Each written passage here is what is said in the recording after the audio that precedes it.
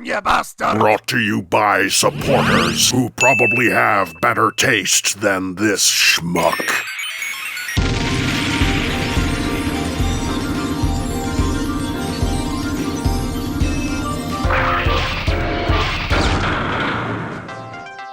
The jump from the Prime Wars trilogy to the War for Cybertron trilogy was a pretty distinct one. People were really getting tired of the oversimplified messes that were plaguing the line, so it was clearly time for a change. As such, when Siege started out, the molds were far smaller, denser, and with much more complex articulation and transformations. Thing is, with the much higher level of quality recently, even in the lines like Studio Series, the old Legends lineup just wasn't cutting it. So a similar jump in quality was required. Do these new Legends figures rise up to that level of quality? Well, starting off with WFC, K2, Rat Trap,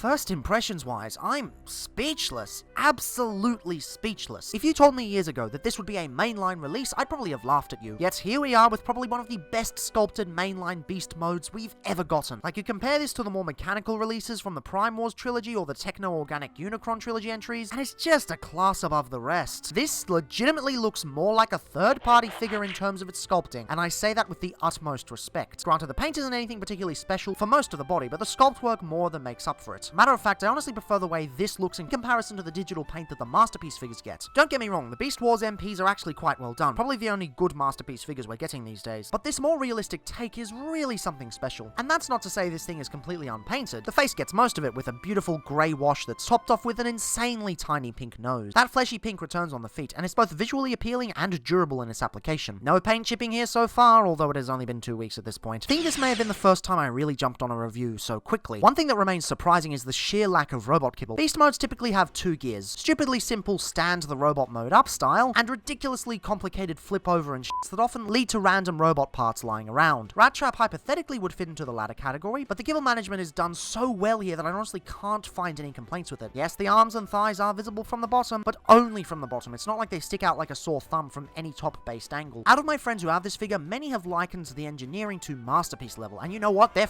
right. This is a masterclass of mass rearranging, and in terms of presentation, I can't think of a single thing I'd change. I mean, I've seen some people complain about the panel lines at the top, but what did you expect at this size? We're dealing with a Legends figure here, and virtually every figure on the planet has panel lines. It's obvious from a glance that it transforms, but on a $20 Legends figure, this is incredibly commendable. Well, that's if it's $20. These still aren't out at Aussie retail, so for all we know, these could be $22 or $25. Either way, it's easily worth that price. Inflation is a thing, unfortunately, but if it's $25 or less, then I'd still bite. There are only 2 complaints I have with this alt mode, and the first of those is practically impossible to fix on a figure of this budget. He has virtually no articulation in this mode, which some might consider a downgrade from Legends figures prior, but what you get instead is a truly masterful looking rat mode, so it's a pretty easy trade-off, although I really should stop calling it a Legends figure since it's not called that anymore. These guys are actually slightly smaller than the older guys, to count for their improved engineering. Actually, the new naming system is a lot easier, since you don't get confused about which Legends figures you're talking about. But moving beyond that tangent, you really just get the back feet. Any other forms of fan-based articulation break the sculpt, so it doesn't really count. Let's be real though, it's a rat. Aside from the somewhat implausible poses in the show, are you really gonna pose this guy? The other complaint I do feel they could have addressed, but it would have been pretty difficult to do so. The rifle he comes with doesn't store very well. It looks like there's enough space in the belly to stick it in, but there's no pegs here to do that. Would have been the icing on the cake if they did, but fuck me, there's just so much to love here in general, that I don't find myself dwelling on it that much. It's a truly masterful beast mode, and sets the standards absurdly high for the rest of Kingdom. In some respects, the bar gets set too high for our next subject, WFC, KFC, K3 Vertebrae, in Dracorex fossil mode, and yes, I find it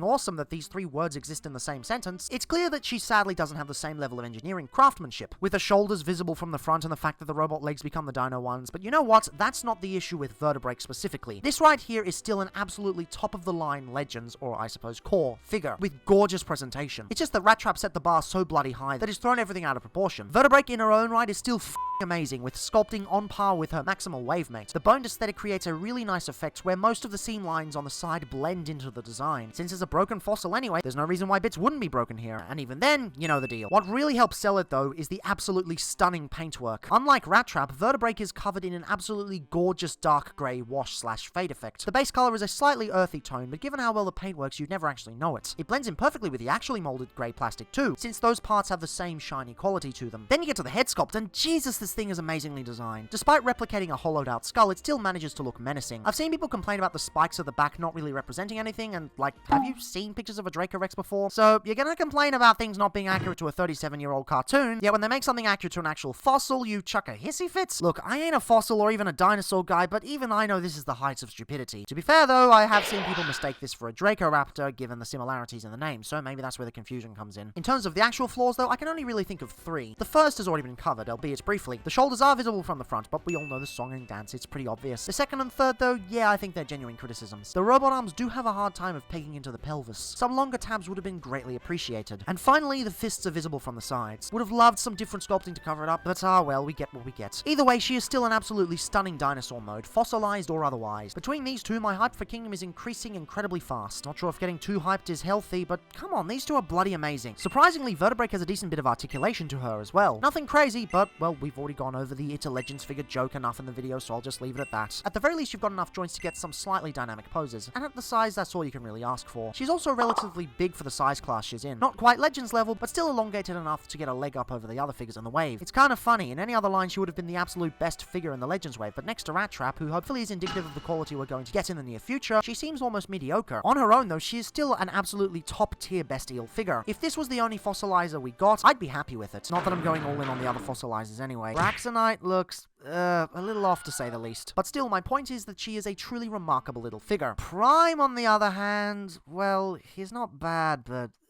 in truck mode, I'm not really feeling it. When these figures were first announced, Optimus Prime was the one I was the most skeptical about. We've already had 2 great Optimus Primes in the small-scale Generations lineup, so going from those truck modes to this is a bit jarring. It's not terrible, don't get me wrong, but it is pretty compromised for the sake of the robot mode. This figure was actually designed to act as a scaled-down version of the larger Earthrise Optimus Prime, or I suppose at this stage he's Kingdom Optimus Prime since he's getting re-released. It's not extremely obvious in this mode, but there are some key visual cues, such as the extra venting system under the windows, and the wheel designs almost being a direct copy. I also find it funny that they mirrored the ports that was left over from Siege, as on the original it was a pretty unsightly issue that took me a while to fix. Even then, I don't know if I was that successful. Thing is, the first thing you typically see with a truck is the front. It's the main event, the element that gives the vehicle its identity. And here, well, they haven't done the best job, have they? Yes, there are minor issues such as the unsightly hinge on the grille and the lack of silver stripes around the sides, but on a figure of this size at its budget, it's perfectly understandable. The proportions, however, that's an issue. This thing is way too tall. They really needed to shorten the distance between the top windows and the bumper. It looks like they've taken the regular Optimus Prime and used the stretch filter in Photoshop. I understand why they did this for the sake of the robot mode. Looking at the old Legion Legends figure we got from almost 10 years ago, you can see that they made the truck mode slightly taller, but not to this ridiculous extent. The fact that we've almost regressed in terms of vehicle modes is pretty disappointing. Maybe such a flaw will be ignorable with a trailer, and hey, the weapon port at the back can be repurposed if a third-party company wants to jump on that train, or a certain project Hasbro might want to do later down the line. But as it stands right now, it's a pretty disappointing truck. And also, no gas cylinders? Really? Couldn't they be bothered molding them in? Okay. Ultimately, I don't have as much to say about Optimus Prime's alt mode because it sadly doesn't give me much to work with. Everything else is just fine, and in comparison to the other 2 outstanding entries, this just seems disappointing. I dislike this alt mode. I don't hate it by any means, but I do dislike it. To me, this could have been so much more, but it simply isn't. This isn't me getting overhyped though. I could see what it was going to be like from the get-go. Just, I see that they're trying to take small-scale figures to the next level with this new core class, and Prime, at least in vehicle mode, isn't at that level. Also in robot mode, but we'll get to that later. For now, he's this big and probably the smallest of the core figures. Putting him next to the other 2, yeah, there's a distinct lack of care in comparison. Ah well, 2 out of 3 alt modes is still pretty good, and that's only half the fun anyway, since the transformation aspect is very important, especially in the War for Cybertron trilogy, and in this instance, oh my, the designers have realized that. Even though they're trying to raise the quality of Legends figures overall with the new core class, it's difficult to add extra layers of articulation when you're this small. However, with the updated budget, it is possible to increase the parts count to help with the engineering, and oh god, these guys have much better engineering than their predecessors, except for Prime, who's kind of just the same. The parts count is higher across all 3 figures, and in most cases, it's better for it. With Rat Trap especially, it's not just the higher parts count though. This guy most likely had the veteran designers working on him because my god, he has done amazingly. First thing you want to do is remove the feet from there so that they slide out of those 2 pegs there. They're not really pegged in that solidly. Remove the arms from there so that you can move this whole back section up. Don't put it all the way yet though, because we've still got to do stuff later. These side panels untab from the thighs there and fold up along with the arms that you just untabbed. Orient the legs into place by rotating everything and lining it up like so.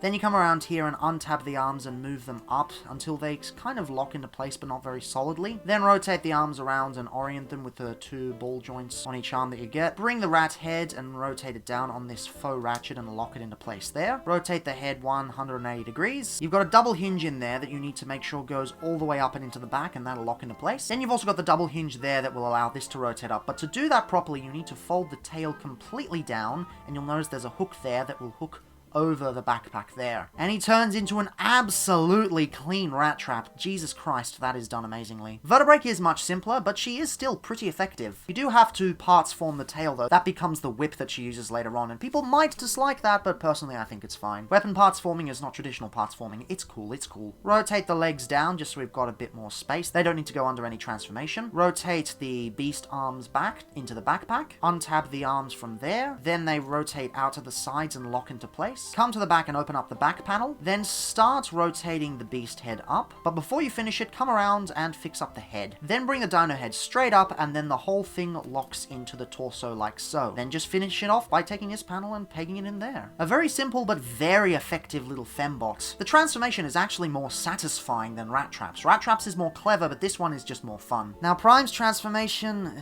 I guess it's fine. We've kind of seen this song and dance before, but there does seem to be a little bit of a clumsiness to it this time. First thing you want to do is bring these legs down a little bit so that those tabs unlock from the arms. You can then proceed to do an Optimus with the arms by bringing them out on the hinges and the ball joints as you normally do with every Optimus on the planet. And also bring out the fists. Oh, being bold today. You can then bring this panel back here and fold it into there. It doesn't really lock into place or peg in, it just sits there, which is fine. Do the same old torso twist that we all know from every other Optimus Prime on the planet. Bring down the ab crunch. Nice that he has an ab crunch, although it is below the torso swivel. Bring this back panel down, and it's supposed to use that slot to peg into that tab. However, the connection is super loose on my copy. I'm not particularly sure if it's a QC issue or if it's a build quality issue that affects all versions, but if it's the latter, then that's pretty piss poor. Last thing you want to do is bring up the head, and it sits on top of that by kind of going over the locking tab and just sitting there. And it's an Optimus, not the kind of Optimus that's going to wow you, but I'm sure it's adequate for most people. I should probably give Prime more credit. He does do a few extra steps that we're not used to seeing at this scale, even if he has somewhat of a boring transformation, but in general, these are a nice step up from what we're used to in the size class. I'd almost expect transformations like these, especially from Vertebrake and Rat Trap, to be released from third-party companies, but this is a mainline $20 release. Or at least I think it's $20, as I said before. I don't know what these are going to be when they come out in Australia. Regardless though, it's clear that this is War for Cybertron engineering. They've really pulled out the stops, and I am very appreciative of that fact. So the robot modes are definitely slightly shorter than what you might be used to, but the result is truly beautiful. Absolutely beautiful. And,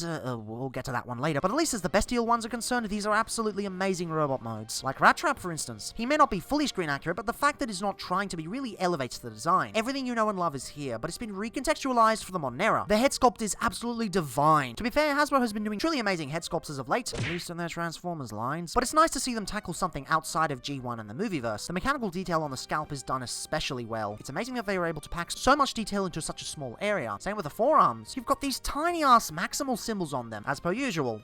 On a figure this small. That's like a 1mm big maximal symbol. Bruh, how the f do you do that? Also, for a beast-based robot of this size, he's surprisingly clean. Yes, technically you have the entire alt mode on his back, but it folds up so perfectly. They even added extra little details like this fake hinge that makes it look like it continues down the tail. Mate, that's crazy. Completely crazy. And oh, they've added weapon storage. Very lovely touch. Would have been nice to have that in the beast mode, but the fact that it's here shows that the designers of this amazing thing were anything but lazy. But aside from the backpack, he's got virtually no kibble whatsoever. It's an amazing looking robot, and it manages to do so without the excessive use of paint. It amazes me that he looks this bloody good without needing to paint every surface. The color layout is very, very well thought out, so nothing feels underdone. I don't know what to say, man. It just looks really bloody good. Legitimately, if they released this as a masterpiece figure, no one would complain. Well, some would, but I don't think those people would be in the right state of mind. Now, granted, there are a few annoyances. Not really frustrating elements, but some pet peeves that stop this figure from being truly perfect. Every figure has them. Nothing is perfect. Nothing can be. Well, except for the Blues Brothers. For starters, if you've paid attention to the transformation, you'll notice that the arms shift upwards in a rather unique manner. This means the ball joint is facing forward as opposed to outward, like your traditional traditional Transformer. Honestly, although this means you get no backward motion, it's perfectly fine since the kibble would prevent such anyway. Plus, it looks incredibly cohesive, surprisingly enough. I've seen similar effects done poorly, terribly poorly, and it terrifies me. The orientation itself isn't the problem, it's the fact that they don't peg in at all. It sort of has a locking point on the hinge itself, but it doesn't hold it that well. At a figure this size, the weight on the joint thankfully isn't enough to break the joints down over time, unless you give him a big-ass sword or something, but it is a slight annoyance that you will bump into when you try to pose him. Same thing occurs with the lower legs with these double ball joints that end up breaking more often than not. Again, I really wish they put some sort of locking tab here. It really would have brought the whole package together because, my word, there is so much to like,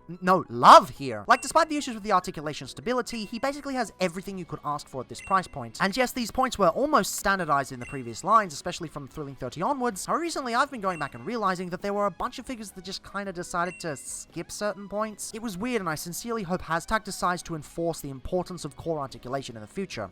Wait a minute. Either way, I never thought I'd be frothing over how well a Rat Trap was done, yet here we are with a truly masterful release. This is, of course, due to his reduced size, standing in quite a few millimeters shorter than the traditional Legends figures that came before him. This feels like a true evolution of the size class, maybe not in the sense of the articulation, but definitely in the engineering and presentation. Now, when it comes to Vertebrake, even though certain aspects aren't as good, the evolution is still displayed proud and true. In many ways, she's the War for Cybertron equivalent of Power the Prime Slash, a truly delightful entry that takes an existing name and creates a new fembot character in an established lineup with rather unique engineering. Unfortunately, Slash has remained largely forgotten over the years, but hopefully Vertebrake will escape from such a fate with the eventual Kingdom Netflix series, as shit as it will likely turn out. Once again, the presentation really helps sell the premium factor of this figure. The wash effect probably works better here than it did with the alt mode, giving much needed definition to the newly revealed chest and arms, even if they are sculpted quite amazingly. I love the chest design, mimicking the lower jaw of the Draco Rex, even if it is a faux part. Jeez, I can already hear Kid Catastrophe screaming from across the globe. The binocular head sculpt really pops. Often with newly designed bots, the heads can be somewhat indistinct, but occasionally, like with this example, Hasbro goes all out and delivers a truly memorable design. I especially like the inclusion of the tusks on the side of her face. They're subtle but provide that extra layer of detail that is very much appreciated. And sure, the weapon she comes with is just her tail, so some might consider it lazy, but when you're dealing with a giant bone whip, how can you not get excited? Also, and I'm just realizing this now, the sword can peg onto the back using 2 dedicated slots. It's a very minor detail that I don't even think is documented in the instructions. Really like this feature. Special thanks to these peeps on Discord for letting me know. This is a far cry from the shit they were trying to pull in the Titans Return line. This is how you do weapon parts forming. This is the good shit. Sadly, much like with Rat Trap, there are a few elements that prevent this figure from reaching perfection with this mode. And honestly, as annoying as Rat Trap's issues were, I feel that these are more disheartening. For starters, the side view is pretty messy. The chest is very close to being completely solid, but it just falls flat by a millimeter. From most front-based angles, it's fine, but if you plan on doing extensive photography, you may want to be careful about your shot composition. Oddly enough, though, I don't mind this. Given the price point, small sacrifices like this seem perfectly acceptable to me. And when you consider how bloody amazing the dinosaur mode is, you really can't help but give this figure some extra leeway. The other issue, though, may ruffle a few feathers. The articulation is basically identical to Rat Trap, except for one key difference. She has no thigh swivel. In a line that prides itself on the standardization of high-level articulation, this does seem pretty disappointing at first. But honestly, this is one of the few times where I find it perfectly acceptable.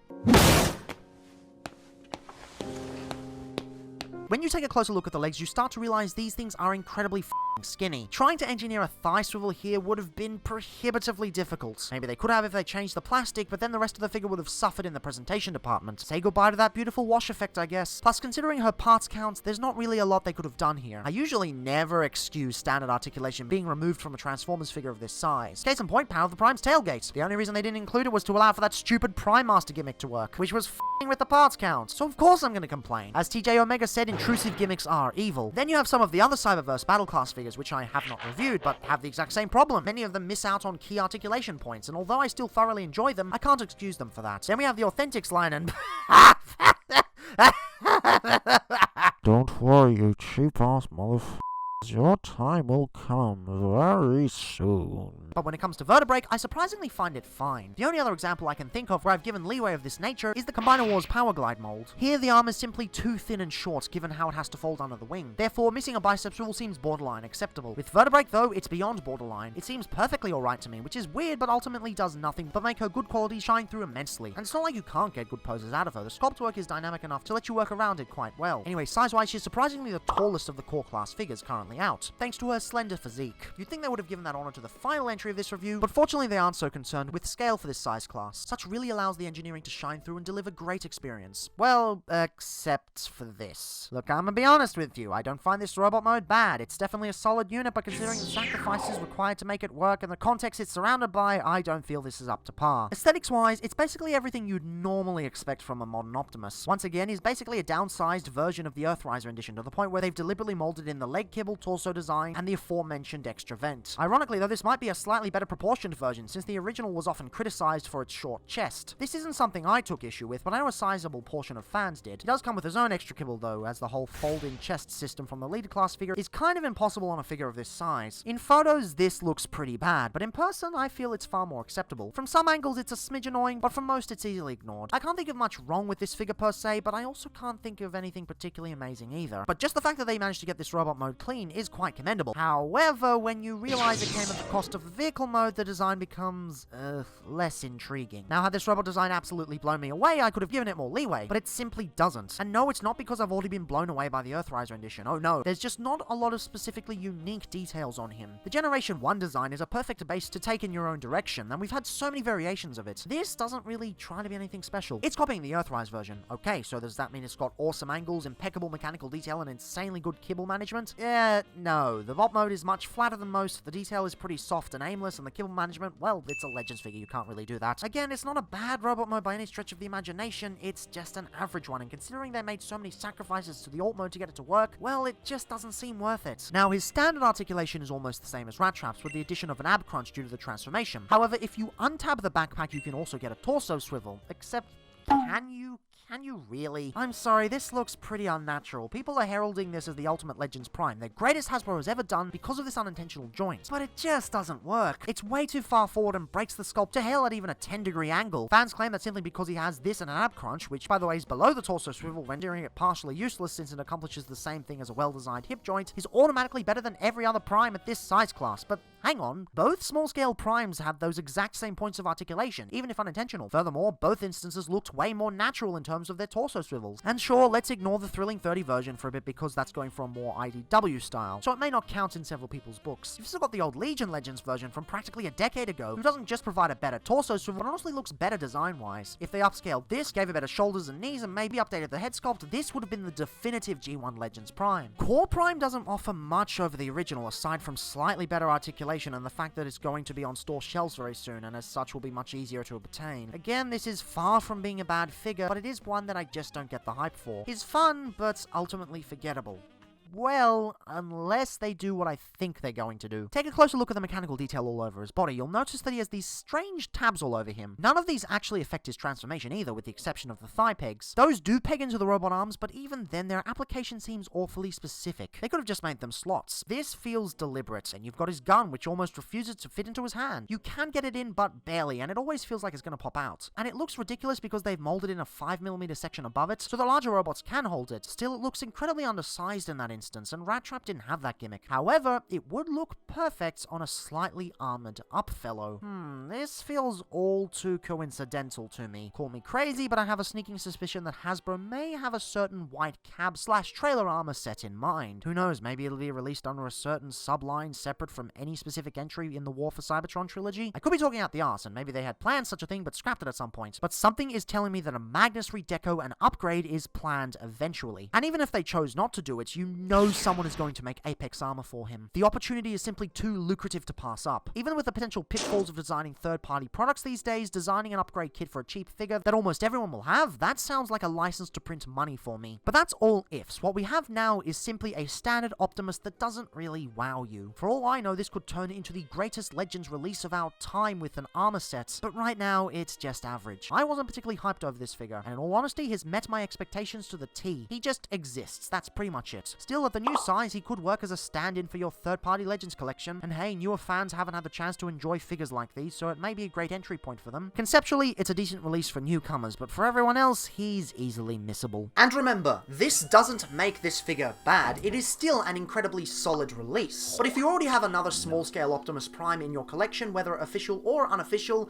this one isn't that important to get. The others though, well, you'd be a idiot to miss them. Yes, Vertebrake isn't as good as Rat Trap, but even in the context of the War for Cybertron trilogy, with its expert engineering and expert articulation, she's still a top-of-the-line figure. It's not her fault that Rat Trap is light years above her, and if you get her, you're still going to be very happy. Just if you're the kind of person who lets some figures overshadow others, maybe wait a few days before you open Rat Trap. Because, how did they manage to do this well? This doesn't even seem possible. How did they make a Rat Trap this good? If anything, it makes the Wave 2 and Beyond figures disappointing before they've even come out. It is going to be ridiculously hard to top this release, and Rat Trap goes a long way to healing the wounds left by the mediocrity of Earthrise. This figure alone has me hyped as shit for Kingdom, not just in the core class waves, but also for the rest of the line as a whole. Merriam-Webster Dictionary describes Buzzworthy as new and interesting in a way that attracts or deserves widespread talk or attention. Not counting Kingdom, the first line to grace our shelves in 2021 is referred to as Buzzworthy Bumblebee, but honestly it's anything but. Aside from the bright flashy colours on the box art that will probably draw in the kiddlywinks, there's really nothing interesting about it. All it consists of are repacks, quite shitty repacks, actually commendable repacks if the leaks are true, and repacks that aren't even coming down under. If anything, it should be called Buzzworthy, considering the insanely poor application of said corporate buzzwords. However, there is one new figure this line has given us, even if there's no real reason for this figure to release in such a line. Greetings Cybertronians, I'm DrLockdown, and today's diagnosis pertains to Buzzworthy Bumblebee, Core Class Bumblebee, and Spike. At the time of release, I've already covered the first 3 core class figures that Hasbro has done, quite recently in fact. In short, Buzzworthy Bumblebee Core Class Bumblebee is simply a continuation of that. Legends class figures with a higher parts count that allows for a more in-depth transformation. Whether the designers take advantage of said parts count depends, but it's basically the same thing. Of course, there aren't quite enough Volkswagen licenses to go around, and since Hasbro's probably wasted the last of the bottle on Netflix and MP40 what the f*** is this, Bumblebee transforms into a sort of modernized version of your average minicar. To those without much Generation 1 knowledge, it functions as a pretty decent generic car mode, in the same vein as the Titan's Return rendition, but far more refined in its sculpted detail. However, to those who have at least dipped their toe into the somewhat confusing lore of G1 production information, this is actually pretty close to the Minibot rendition of Cliffjumper's alt mode, or more accurately, Bumper's alternate mode. Bumper, or Bumblejumper if you want to get traditional, or Alejandro if you want to pull random names out of your ass, was a factory f***up where they accidentally produced one of the microchange molds they weren't supposed to. Many people thought it was a yellow version of Cliffjumper, despite it being a completely different alt mode, so it got the name Bumblejumper. Matter of fact, I thought it was the same mold too and wrote as such in the first draft of the script. It's hard to believe these similarities weren't intentional from the designer's part. Even if Hasbro didn't sanction such a thing, whoever concocted this had to have wanted this to be the result. They've even made the indent on the hood fairly similar. Of course, I'm not the only one who's noticed such. Many G1ers, so to speak, have praised such a decision. And mark my words, there will be plenty of upgrade kits in order to convert Bumblebee into Bumblejumper. Personally though, I just like the design on a base level. It's far more angular than your traditional Bumblebee, but it gives this figure plenty of personality. It's the kind of car that wouldn't look out of place in Lego City. Oh dear, now it's stuck in traffic thanks to a certain man falling into the river. The bumper that eventually became his namesake pops immensely on the front, and I'm really glad they didn't straight up use the same shade for the lights. The silver on display works really well and results in a much better aesthetic. Although that's not to say the window paint is any bad. Quite the opposite actually, the light metallic blue really pops against the yellow. It's quite similar to what Dark of the Moon Cyberverse Commander Optimus used, except here they haven't done the bow tie in the same color, so there's no lazy elements in the paint scheme. Yes, someone finally did get back to me after the Revenge of the Fallen Optimus Prime review about what this section is called. It's called a bow tie for some reason. Truck terminology is weird. Now yes, the back of the car is fairly unpainted, with nothing picking out the taillights, and even some missing yellow window paint, although the latter does seem more of an engineering sacrifice given the massive hinge in the way. Even so, I don't mind that much. I do think this figure is a little light on paint given what the other 3 are able to deliver under roughly the equivalent price, but there's enough mechanical detail here to draw your attention away. One of the main indicators that the designer was a massive fan of the minibots is the immensely accurate engine detail on the back, mimicking even the weird squiggly lines in the middle of those 2 circles. Matter of fact, there are hidden details all over the damn thing, like molded mirrors, door handles, and vents near the windshield. Hell, they've even made the cost-cutting hollow sections look like mechanical detail on the side here. Now that's resourceful. Ultimately, it's things like this that make it clear this design was a labor of love, as opposed to the countless corporate cash grabs we've seen for the character time and time again. Hell, maybe this was never meant to be a Bumblebee. Maybe the designer was so obsessed with this weird obscure G1 up and Hasbro swooped in and decided to make him more kid appealing. Even if that's the case, it's still a truly remarkable vehicle mode. The only thing I could feasibly complain about would be the fact that the back wheels aren't pinned, which itself wouldn't be a problem, but they went to the trouble of pinning the front ones. It just seems half-assed to only do it halfway. Oh, and I guess there's a smidge of plastic mismatch at the back with some of the unpainted plastic, but it's barely noticeable. Well, it might be more noticeable in the footage a la Sunstreaker, but in person, like said example, it's completely fine. And even then, you quickly end up forgetting such things when, oh look, weapon storage on a core class figure. No, this isn't your average stick it on the side rush job. This is properly engineered, fully integrated shit right here. Doesn't even affect the rolling either. Absolutely marvelous. And while we're under here, there was absolutely no reason to mold these pipes in, but hey, they did it. The designer clearly had a lot of fun designing this thing, and at no point did this feel like a ridiculous corporate decision. The other accessory, on the other hand, does kind of feel like an upper management shoe-in. Likely in order to justify the exclusivity decision, Bumblebee comes packaged with Spike, and yeah, this is just a robot lying down. There's some really well done detail here, especially in the thruster module, but it's just a robot lying on its belly. I'm not saying it's bad, since it's built solidly and there's actually a decent amount of paint on show, but it can be barely considered a transformer. It basically transforms in one step, but it can't even be considered a one-step since those actually involve spring-loaded goodness these days. I guess the robot mode is alright with, again, plenty of paint to pick out the details. Glad they even gave the torso some extra yellow, but even then there's nothing to get excited over. It's basically got the same articulation as a Prime Master shell, even though you can pretty easily see the remaining holes from where they intended to put a hip crunch. Couldn't even have the decency to give him full Prime Master articulation. Just the shell, man, come on. But still, it's not a bad figure by any means. It reminds me of many of the Thrilling 30 figures where each Legends release was partnered with their own little Target Master / Micromaster buddy. Granted, this sadly doesn't have a gun mode, but it's a nice little addition. It's incredibly lazy, but I can't say it's bad in any way. It's ultimately a harmless little mech suit, so there's not much to complain about. Except for the fact this costs $10. Now, at the time of uploading, this package isn't due out down under until March. However, thanks to the efforts of Ozformer's founder MK Griffin, we know that when it does release, it will retail for $29 Australian dollars. And I'm sorry, but that is just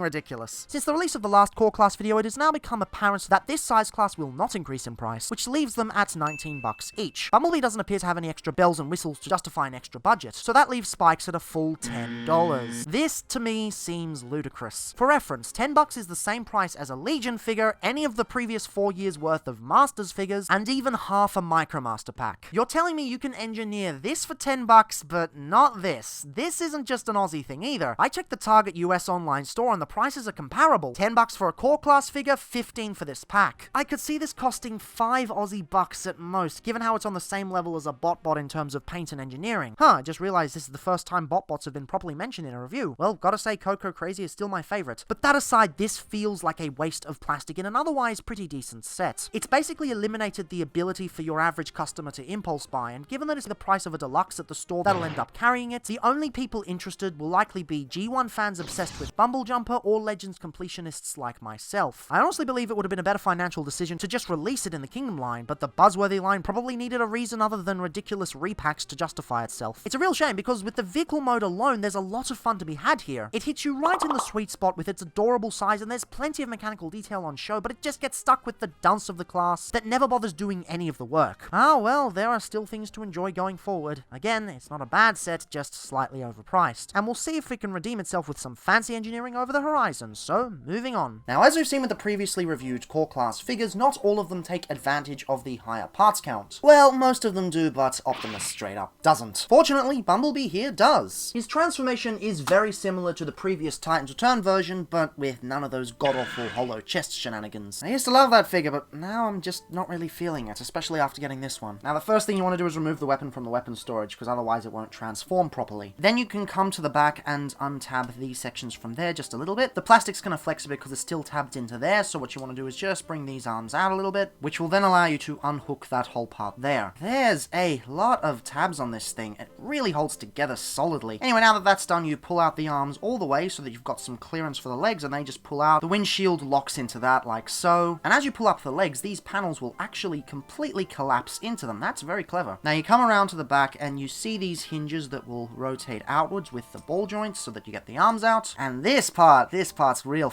cool. Basically, you fold it in just a little bit, and then that back part folds entirely into the torso, completely disappearing. It's actually very similar to what the Masterpiece version does, the Masterpiece 1.0, except it's on the backpack as opposed to the chest. That's cool, especially for a Legends figure. Anyway, you bring the arms back and just rotate these back to however you like them, and that's basically a lot. It's a very simple but very fun to transform Legends figure. I'll admit that the robot mode aesthetic may give the impression that it is an overly simplistic design, but that couldn't be further from the truth. It's clear the designers had a lot of fun with this thing. Not everything works out amazingly, but what is here is done exceptionally well. Probably my second favorite core class transformation of the four so far, sitting in there right under Rat Trap. Gotta say, massive kudos. In robot mode, Bumblebee is fine. There's a lot of good here, but this definitely feels closer to your average core class or Legends figure than the vehicle mode did. Matter of fact, I'd say the robot mode is probably the weakest aspect of this particular figure, but it's still pretty decent. For starters, once again, the bumper influence is being worn proud and true, especially in the chest design. Many fans cite the vehicle mode as the primary evidence that this was inspired by the elusive Minibot, but this chest design is a dead giveaway too. Also digging the red outline-less Autobot symbol, being displayed front and center, even if my copy is slightly off-center. God damn it, War for Cybertron QC! Wait, is this even considered War for Cybertron? Yeah, most people will lump it in. I know I'm just gonna chuck this in the Kingdom core box like any sane person would. The arms might look weird in a vacuum, but the designer clearly put a lot of effort into making them fit well. For starters, whilst the shoulders are pretty low, the wheels do a good job making them look higher than they are. The side kibble also kind of vanishes into the front, and the forearms surprisingly don't just look like random door panels, something that this price point has experienced quite frequently in the past. The legs are also done pretty well too, with much better proportioned feet than whatever the Titan's Turn version was trying to pull off. Don't know what's particularly different, but these feel way more like feet than giant blocks. Also love how the vent details become pretty nice looking kneecaps. Very lovely touch. And bringing it around to the back, they've opted to employ an optical illusion to make this figure seem less hollow than it actually is. Granted, there are very few hollow parts in general, but the backs of the feet are unavoidable. However, they've opted to employ a slope that from most angles makes it look much more filled in. Gotta say, that's pretty cool. In fact, there are only 2 points of contention I find with this design overall. The first is pretty obvious, and many people have complained about it. You end up with these pretty massive wheel arches, or at least massive for the size of the figure. These are pretty noticeable, even from the front, but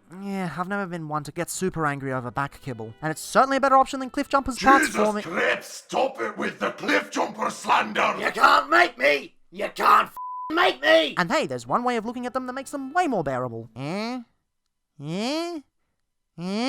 Joke's on you, I'm into it. Okay, maybe it's a stretch, but it works for me, and I'm a roll with it. The second issue, however, I find much more intrusive. The head sculpt is a bit wonky, even for the size class. In fact, I go as far as saying it's the worst head sculpt of the 4 released so far. It's not terrible, and it's certainly not as bad as MP40, Jesus, why does this ugly bastard keep popping up in the review, but something just doesn't work here. If I had to hazard a guess as to what went wrong, maybe it's the outward sloped eyes. He kinda looks high from certain angles. And even putting that aside, it just doesn't fit with the rest of the body. You've got this generally slender design for the torso and arms, and then it gets juxtaposed with old double chin up here. Oddly enough, it's the exact opposite of what happened with 2010 Warpath. It's not bad enough to make me want to swap out, as many people will, but it does lend evidence to the hypothesis that this was initially meant to be a bumper figure that was cannibalized into the Buzzworthy Bumblebee line. I have a sneaking suspicion we will get a Bumble Jumper out of this, maybe as a pack-in for one of those Amazon lines, sort of like what they did in Titan's Turn with the clones. And when it does, I'm fully expecting it to look better. No evidence of such, it's a hypothesis, not a theory. But hey, it does seem like something Hasbro would do. But even with a slightly wonky head sculpt and even packed with a pretty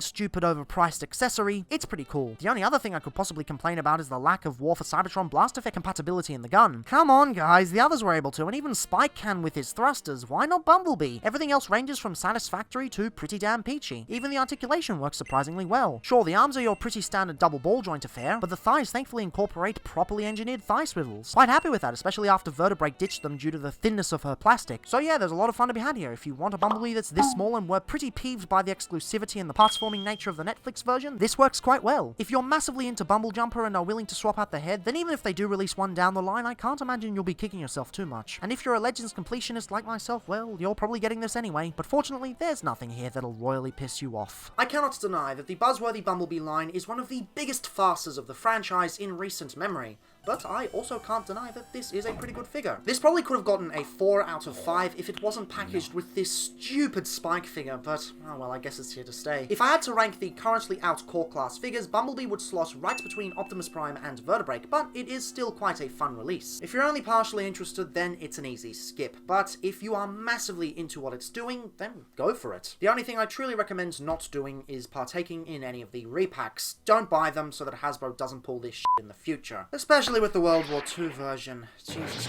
Christ, that is an awful idea. Over the past 5 months, small-scale enthusiasts like myself have been rejoicing as the new core class returns to the roots of what Legends class was initially meant to be. Sure, they may or may not be designed to be compatible with the upcoming arc, and given the recent reveals, I'm leaning towards the latter, but what they offer on their own as their own unique experiences can be boiled down to Legends, but with that extra bit of pizzazz. With the exception of old giant Truckman over here, or I guess he's not that giant anyway, they've all been incredibly creative with their transformations. Although so far we only know that to be true with the first wave and that side Buzzworthy Bumblebee release. I mean, that's a core class figure, we all know it is. As the line progresses though, in fact as any line progresses, it's important to push the envelope and try new and exciting things. You cannot just ride the coattails of the first few waves. Earthrise tried that and it led to a lot of its mediocrity. Right away from the promotional photography, I knew this was going to be an incredibly interesting wave, but I did have my concerns. So to either put said concerns to rest or to stoke the fires of criticism, greetings Cybertronians, I'm DrLockdown, and today's diagnosis pertains to Kingdom Core Class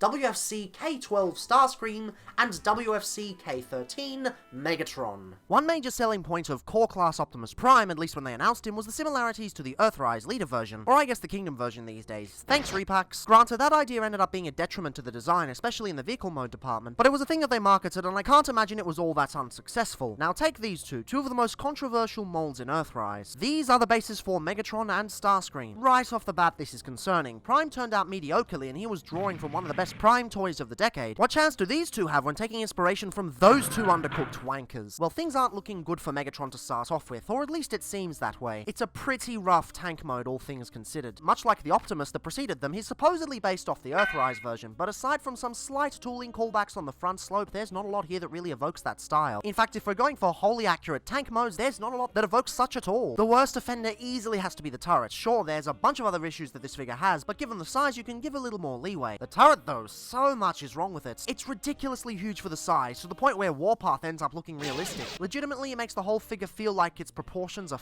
What draws your attention the most in terms of its dimensions is how far forward it sits. The front of the tank isn't allowed any room to show off its mechanical detail thanks to how much it gets covered up. The front of the turret does look pretty neat, but it tapers off to the back thanks to how the arms transform. And sure, beyond that are other issues, but they pale in comparison to how bad this looks. Sure, there's a bunch of hollowness between the turret and the base, but given the price point, I can't be too harsh. Don't make me pull out the sign again. And yes, the back section is pretty messy, but again, 20 bucks. That sign is itching for a showing here. No, these issues are fine in the grand scheme of things. The turret though, Jesus, what a letdown. Honestly, it makes this alt mode look like trash from a cursory glance. There's a lot here that looks f***ing amazing, but it gets overshadowed by how lazy this section is. They couldn't even get the fusion cannon to blend in properly. I get what it's a callback to, but those versions managed to fit in far more smoothly. And yes, those were $50 figures, where this is most certainly not, but we've seen truly masterful engineering at this size class, so it's a little below par. And it's not that difficult to get a tank to work at this size. Hasbro's been able to do such several times, sometimes at even half the price. That being said, all of this messiness does pay off. I can't deny that looks-wise, Megatron falls short, but they make up for this through the magnificent use of tank articulation. Like, the turret rotation itself would have been a bold new step forward for the size class, but adding an upward tilt, as far as I can gather, that's only been seen once, not counting the Micromasters who cheat by shoving it into the backpack. And out of those examples, it's always one or the other, never both. Through this playability, Megatron turns from a pretty lackluster tank into a pretty substantial artillery unit. Mayhaps one you can crash into the mobile house while you're at it. It's a toy that sacrifices everything for play options, and you know what? For that, I can really commend it. Sure, you might call me a shill for deliberately shifting my perspective on what he is just to get more enjoyment out of him, but this doesn't feel like a soulless cash grab, which was the feeling I got from Core Class Optimus. Core Class Prime was definitely the more solid out of these two, but he played it far too safe in my books. Megatron gives me way more fun as a toy, and ultimately that's what Legends and similar transformations should do. They're fun desk toys at the end of the day, and at least the designers had their priorities straight with this release. Also, side note, the cannon may not be the best, but that's because it's actually an approximation of Megatron's Walther P38. It even works with both 3mm and 5mm hands, although for the latter the mass shifting's a little off since he's ridiculously tiny. To tank nerds, this may seem stupid, but honestly I can't get mad at it. People have been asking for something like this for years, and let's face it, even though it looks far superior, unless you're happy with settling for mold recasts like I was, you're not getting the one from the accessory pack. But yes, this is very much something I approve of, and it should keep the niche fans happy. If not, and if they keep asking for a mainline $50 realistic Lupin the Third gun, then they might as well f*** off. Still, it's little details like this that make it clear that this was a labor of love, as opposed to trash that was shit out to fill the wave. And beyond that, there are plenty of elements to like. The mechanical detail is phenomenal. probably the best of the entire size class. The paint on the treads is absolutely stunning, and the deco on the whole does a good job of tricking your eyes into thinking it uses gunmetal paint. It doesn't, it just uses unpainted plastic, but it's done really well. And above all else, as I've said, it's just really fun to mess with. It's got a feel that can't be conveyed in photos, as unfortunate as that may seem. If you're a collector who cares deeply about the accuracy of their alt modes, maybe the Universe 2008 G3 Legends version will be more up your alley. But if you're into the tactile nature of figures like I am, then ultimately this is a pretty decent mode. Still, I can't deny that Starscream ends up being far better in the end, given that he succeeds in both the visual and tactile categories. He's fun to play with by default, given it's always a joy swooshing a jet around. Oh, hello there! But is also incredibly well designed. Matter of fact, it's probably the best vehicular alternate mode of the size class. Sure, he may be doing so by default, and he definitely pales in comparison to the beautiful sculpt work of the beasts, but it's a pretty damn good Starscream nonetheless. Of course, like every other G1 styled core class figure, he rips the design from Earthrise, and it's about the same in terms of quality. Don't get me wrong, there are differences in individual aspects, but the overall level of quality remains pretty close. The nose cone is definitely worse, as even though it's perfectly satisfactory, categorically they can't put clear plastic on the thing, and as such the Earthrise version takes the cake. Same with the feet. The vent feet was one of my favourite aspects of the original, even though I didn't like the mold overall. Of course, there's no way they could have added it into this design, so you get these huge chunks on the back. On the other hand, the profile ends up being surprisingly better. Instead of doing the traditional torso flip over, they've decided to engineer this transformation from the ground up. Yes, this does mean you get stuck with faux parts, which to some people may seem but to me, I reckon it's fine, and consequently the profile is actually far sleeker than the original. Plus, the red paint is also far more durable. LOL. And oh look, the null rays actually remain in place during transformation. You don't have to remove them. This isn't something that I technically considered a flaw with the original per se, but the fact that they went out of their way to ensure you didn't have to really speaks to my sensibilities. I mean, you know me, I'm the guy with a near allergic reaction to unnecessary parts forming, especially with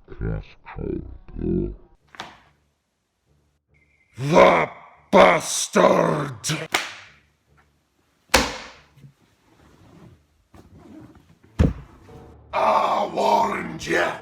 I warned you if you'd ever do something like that again, there'd be consequences! Last episode, do you seriously think this show has any continuity? Oh, no! Lord, what the fuck are you doing? No, stop it, you bastard! My head. I warned you there'd be consequences, so I've taken that which you hold so dear.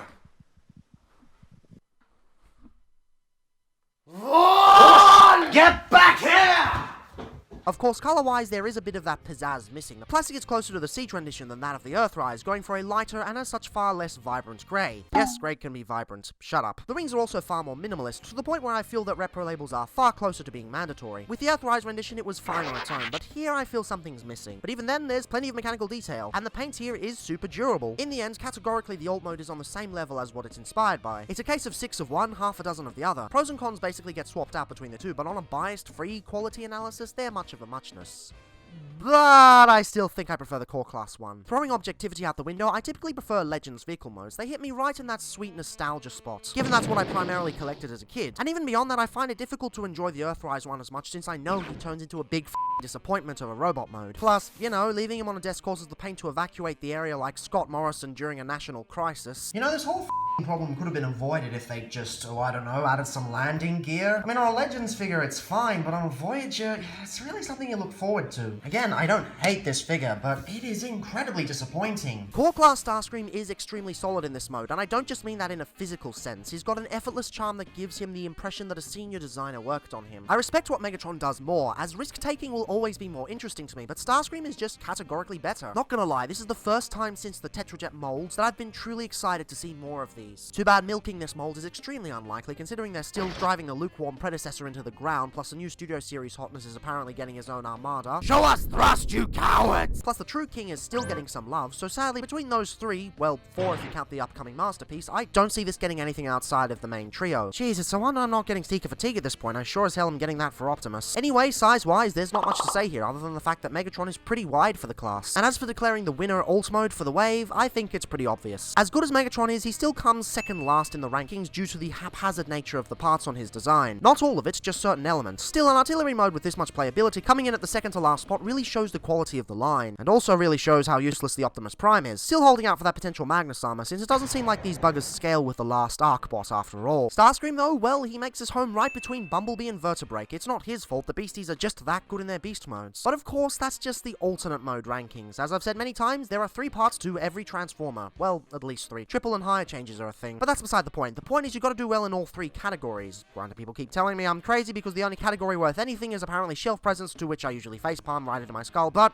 well, you know what, this analogy is going on far too long. The point is the transformation and the robot mode have to be good, so here we go. The key idea we've seen with these recent core class figures is taking existing transformations and breathing new life into them. Whether it's transformations we've seen in the size class before, or whether you have transformations that are based on their larger counterparts. Megatron falls squarely into the latter category, loosely basing his transformation off the Siege/Earthrise rendition, but making a few refinements to ensure that it works at the scale. First thing you want to do is remove this gun from here. We'll put this to the side because it will have a place to go later. First thing you want to do is untab the legs from the side there. Then this is really cool. You've got a double hinge that rotates around, but it's a crooked double hinge, so as it folds in, it completely covers up the leg. So there's no hollowness here whatsoever. That's really, really cool. It's something I wouldn't mind seeing on full-sized Deluxe and Voyager figures. Anywho, much like the fully sized Deluxe, this opens up, and because it's plugged into there, it won't come off on that side, it'll only come off on that side. You've got these rotations that rotate outwards. Bring this front part forward a bit, and that'll give you enough clearance to push these into place. And then you rotate this all the way down into the back, and it'll lock into place. Now, if it's not all the way down, you may notice that the arms are coming loose pretty easily. So what you want to do is make sure these are in, and then pull this all the way down. Make sure it's all the way down. The further down it is, the more solid the shoulders become. Anyway, you rotate the waist like so. Wait, what the f***? Waist swivel on a Legends class figure, and they've engineered it into the transformation to make sure that the budget wouldn't be able to remove it. That's awesome. What else is awesome is that you rotate the fusion cannon around, and then you rotate the wrist around. So one wrist does have a wrist swivel for the transformation, so that this remains on the right side whilst that goes there. So again, you don't get any parts forming. Wait, I probably shouldn't say that for obvious reasons. Of course, this one just rotates around, but that is so clever. Oh, and I forgot to film this earlier, but you actually plug the pistol into the back of the backpack, so he looks like he's got the silhouette from the G1 toy. Or I guess also the G1 cartoon, but he does that. This guy really does have a fantastic transformation for the size. A lot of those caveats with the vehicle mode make a lot more sense once you realize what they've done with the engineering. That said though, yeah, Starscream's just the better figure. He's much more refined. His transformation doesn't do as much interesting, although it does interesting stuff thanks to the faux parts here, but it's just a blast, an absolute joy to go through. You might be wondering, how the hell does this transform if it's covering up the legs like that? Well, funny thing, the first thing you want to do is untab it from here. They're actually tabbed into these little slots here with the pegs there, and the whole thing just untabs like so. You can then bring the feet down like so, just so we've got a bit more clearance for later. Bring the head down like that, so we've got some space. Then take the nose cone section and just extend it and fold it down like so, so we have enough clearance for the whole chest section to rotate around. Then you can rotate it upwards, still fully extended, although while I'm doing this, you may notice that the null rays keep falling off. That's one thing I find a bit annoying. The tolerances on these are a bit skewed. Don't know why they're like that, it's incredibly annoying. But moving on, first thing you want to do is move the nose cone around like that, or I guess the next thing you want to do. Again, make sure this is fully extended and bring down the legs. Rotate the head first before pushing it up, otherwise you're going to have a lot of trouble getting in there. And then this is really cool, you rotate and collapse the entire chest together. And there goes the null ray again. Fantastic. This is something I always forget to do. You want to fold in this side wing here and then rotate it down like that. There's actually locking mechanisms in both parts here, so it remains in place. And at least these wings don't get attached to an ankle tilt, so they stay in place and don't make the design look weird. And last but not least, the arms are pegged into the side there. You've got a slot there and a peg there. You want to untap that and rotate the arm around into place, and of course the same on the other side. And of course, if you'd like, you don't have to, but if you'd like, you can rotate the wings back. They do kind of go with this weird locking mechanism, so it's either really ridiculously back or only a little bit of the way back. Would have preferred if the wings were a bit smoother, so you got a bit more range on them, but it gets the job done. Ultimately, I'm really glad they went with the faux parts route, because that is an incredibly interesting and unique transformation for a Seeker, and given the engineering required to make a traditional Seeker transformation work at this scale, well, I don't think that was feasible, so this is is a very smart decision. So yes, I guess Starscream does buck the trend of borrowing transformation schemes from the original. I mean, I guess that's the same, but everything else is different. But both of these are truly fun to mess around with, and as I keep saying, that is what is key with designing a Legends figure. If it's not fun, why bother? These are desk toys. Sure, you can display them, but that's not their primary function. And that's why I prefer these two figures over Optimus Prime. Yes, he's a functional figure, but it's not a fun one. The transformations were actually the part that I was the most concerned about when I was going into this. For this wave, anyway. But this has put my worries to rest immensely. So the one consistent with this size class, at least as far as the 80s cast is concerned, is their connection to the Earthrise counterparts. You know it, I know it, we both know it because I've been hammering it into your heads for the whole video. Well, Bumblebee is a bit of an outlier, but that's because he might actually be Bumblejumper. But the point still stands, until you get to Megatron. This is not the Earthrise version, at all. In fact, bringing in both of the War for Cybertron molds shows that he shares no real similarities in terms of sculpting, aside from the fact that the treads end up on the back. Matter of fact, I've got no idea what he's based on, if he is indeed based on anything at all. I've seen people compare him to MP05, but from photos I really can't see anything similar. Yes, I can't compare the real thing because nobody in their right mind owns an MP05, especially in Australia, given it's part of the reason we have replica firearm laws in the first place, but from what I've seen there's not a lot of comparisons to be made. In fact, in my stupidity, I double-checked both DX9 Mitron and Make Toys Despotron just to be 100% sure it didn't share any DNA from them. I can see a few similarities with the latter, but it's probably coincidental. More likely than not, this is a wholly original design, and you know what? It really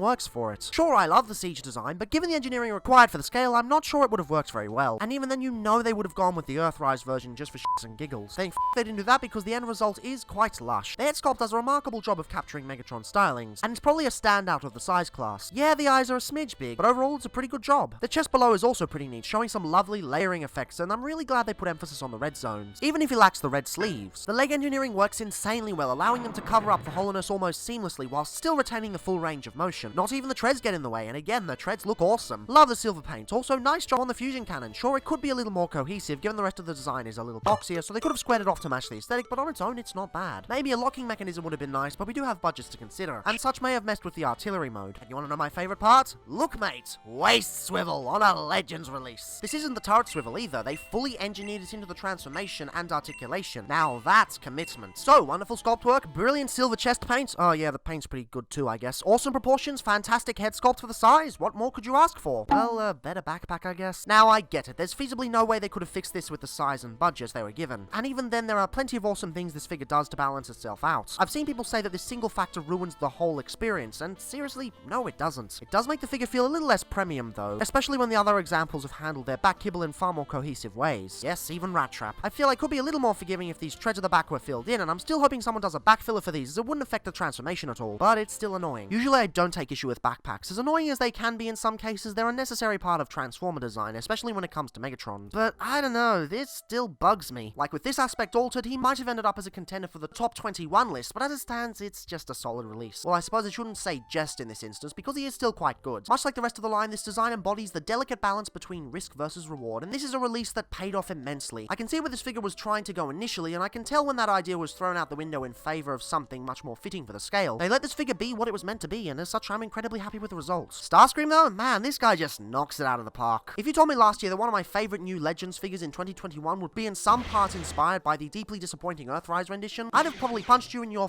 face. But here we are, and here he is. The DNA is fairly clear this time. A good chunk of detail, especially in the limbs, is pretty much one-to-one. The legs are a dead ringer, right down to the placement of the wings on the side. Sure, the knees are a little flatter, but that's where the undercarriage on the jet works better. So even if you're a die-hard Earthrise Seeker fan, I doubt you'd be able to complain. The arms too, right down to the fake blast ports on the forearms. Gotta say, that's pretty funny. And sure, the null rays are a little more squared off than the originals to account for the blast effect, but I think it adds a little more charm in comparison. Even the wing detail matches up, something you never really see given the arms are in the way, but hey, they did it. Oddly enough, the primary differences that this design presents are all in the middle section. The further out you go, the closer to the Earthrise model you get. These changes have, mixed results. First off, the head takes a massive departure, and it is completely and utterly trash. Legitimately, this has to be one of the worst small-scale head sculpts I've seen in a very long time. And sure, heads are very difficult to get right at this scale, but they've done it right 4 out of 5 times already, and even then the 5th wasn't this bad. This looks closer to something that Impossible Toys would put out. You know, that horrible third-party company that popped up in the infancy of the niche and exploded into obscurity because their figures were terrible. They probably ended up in the same pit as Zovran. Mushed lips aside, it's way too tall. Had they squished it a bit and beefed it out much like the Earthrise version, it could have worked amazingly. There are many things I will criticize the Earthrise version for, but the face sculpt isn't one of them. That said, this is the only real thing the Earthrise version has over this this one, because moving down to the chest reveals a staggering difference in design philosophy. Now, right off the bat, I'm aware that a lot of people are going to be turned off by the inclusion of faux parts, but honestly, I find that this is a much better way of doing things than what Earthscreamer pulled off. The key thing here is that it's not whether a transformation uses faux parts or not, it's about what's required of the transformation and what works out better in the end. Kingdom Starscream proudly displays his nose cone, whereas Earthrise pushes it far back into the torso and covers it up with this bridge section, to the point where you can barely even see it. Sure, the Earthrise version has much more pronounced turbines with blast effect nipples, but the Kingdom fans feel like they fit with the design more. And yes, the detail below is very similar to the original, but the overall body shape flows much more naturally. And yes, the yellow paints will never compare to the luscious clear plastic of the OG nose cone, but the red here doesn't just look more vibrant, but as mentioned earlier, doesn't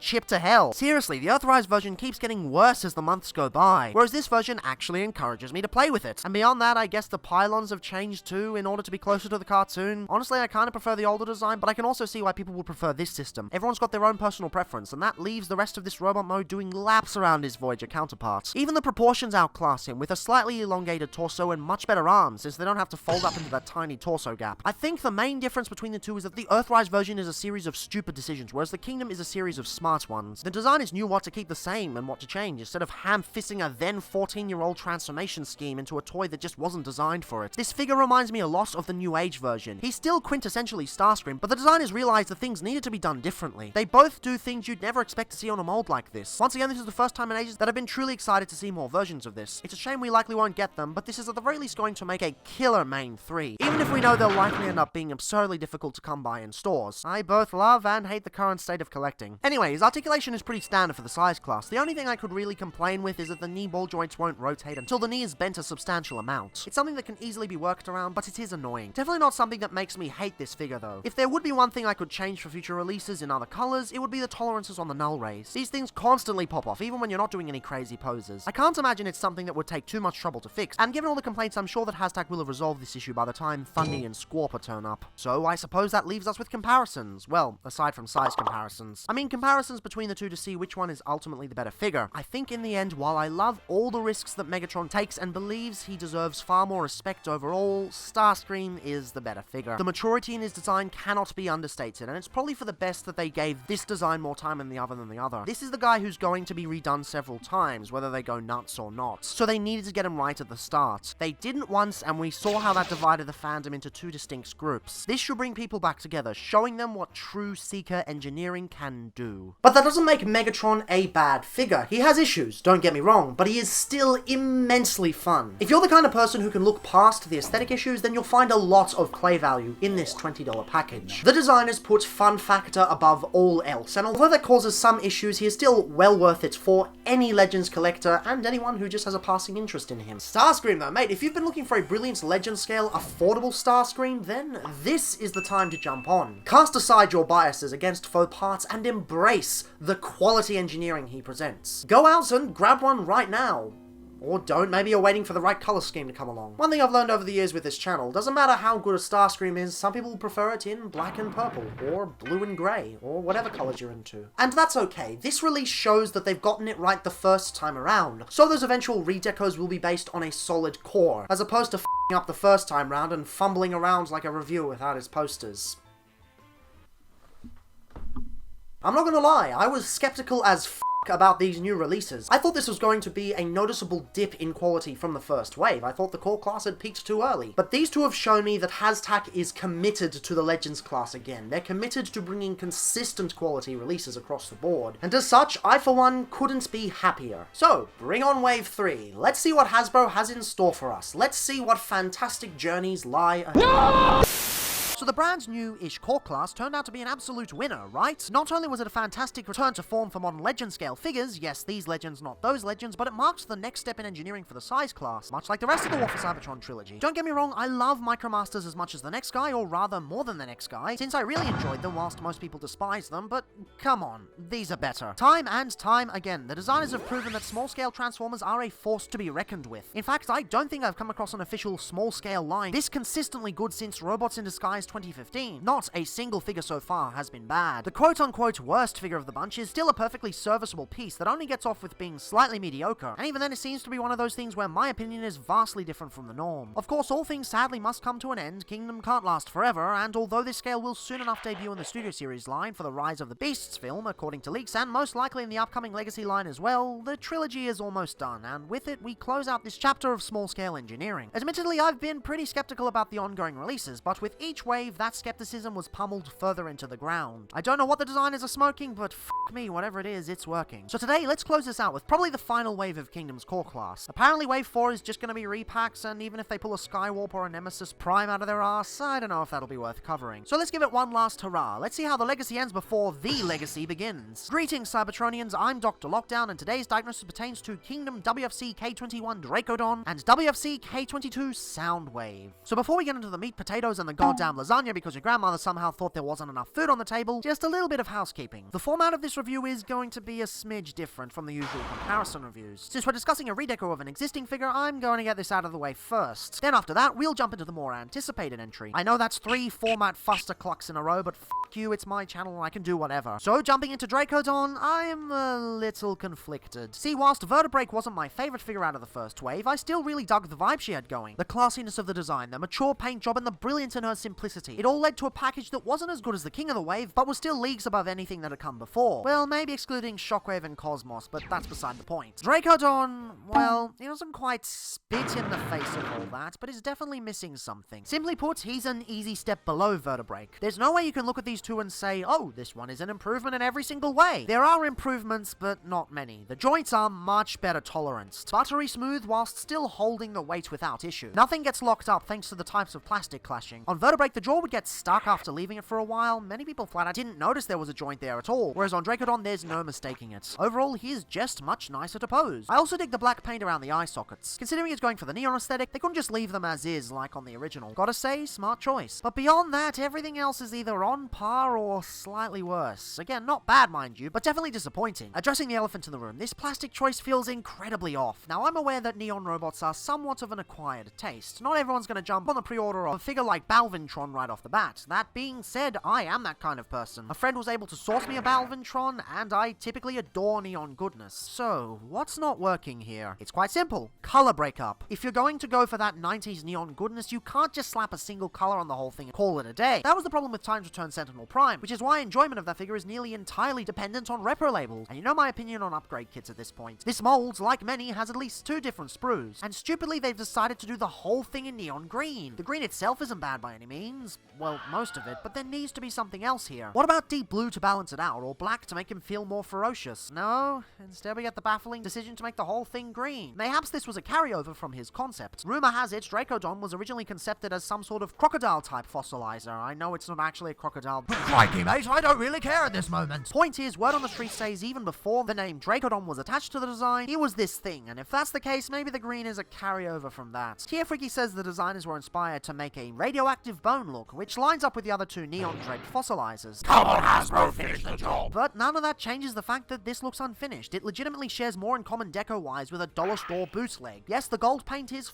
gorgeous, but it doesn't help the fact that even goddamn Crumbs has a better deco than this. And beyond that, some of the plastic just looks yucky. The tail and especially the back piece have this shiny quality to them, and it just does not work with this shade at all. It kind of reminds me of the days where I spray painted a Zaku with a candy type green shade, and it almost looked as bad as this. Fortunately, this shade isn't in huge quantities, but it's really disappointing that they could have swapped this sprue out with some of the options I mentioned earlier. They picked the worst choice, and it didn't pay off. Now with that said, I must admit most of my complaints relate to the beast mode. Conversion between the 2 modes is actually surprisingly more satisfying. Well, come to think of it, it's not that surprising actually. The tolerances have been improved after all. I mean, sure, the robot wrists in Dino mode seem a bit more visible thanks to the brighter colors, but that's all to do with perception. The mind thinks they're more visible, but in actuality it's exactly the same. And the robot mode actually fixes my main problems. The color breakup is honestly pretty damn nice. You can finally see where all the paint budget went, with plenty of gold in the torso. Shiny chest, green limbs. There, see? When the layout works well, the robot does well. Oddly Oddly enough, the head ends up being far better painted as well. You can properly make out a lot of the detail this time, including not just the goggles, but the tusks. How the hell did I not notice those earlier? And of course, those tolerances mentioned earlier remain improved here also. The shoulders feel somehow sturdier, yet smoother, and the sword fits in with far less efforts. For a redeco as simple as this, such wasn't necessary, but hey, I appreciate what they did here. Still, none of that changes the fact that Dracodon is a worse figure than Vertebrake. There are a few improvements, but on a figure this small, most of them aren't that noticeable. Besides, the tolerances aren't bad on Vertebrake to begin with, so if you're only going to get one or the other, you probably won't notice. And that's the thing, Dracodon is just a wave filler. He's completely pointless unless you don't have Vertebrake or you're a masochistic Legends completionist like myself. Like, I'm the kind of guy who still wants to sample the Magic Square Seeker molds. Help me! If you're just looking to sample the mold and Dracodon is easier to come by, then honestly it might be best to go for it that way. But ultimately, as decent as he is, Dracodon is a pointless figure. From a collection perspective. From a production one, he may be the single most important figure of this entire wave. Yes, it's out of 2, but trust me, this will make sense. In order for it to do so though, we need to take a look at the newer figure of the bunch. Let's be real here, nobody's really excited for Dracodon. The real hype of this wave is good old Boombox Boy. And in micro cassette player mode, he...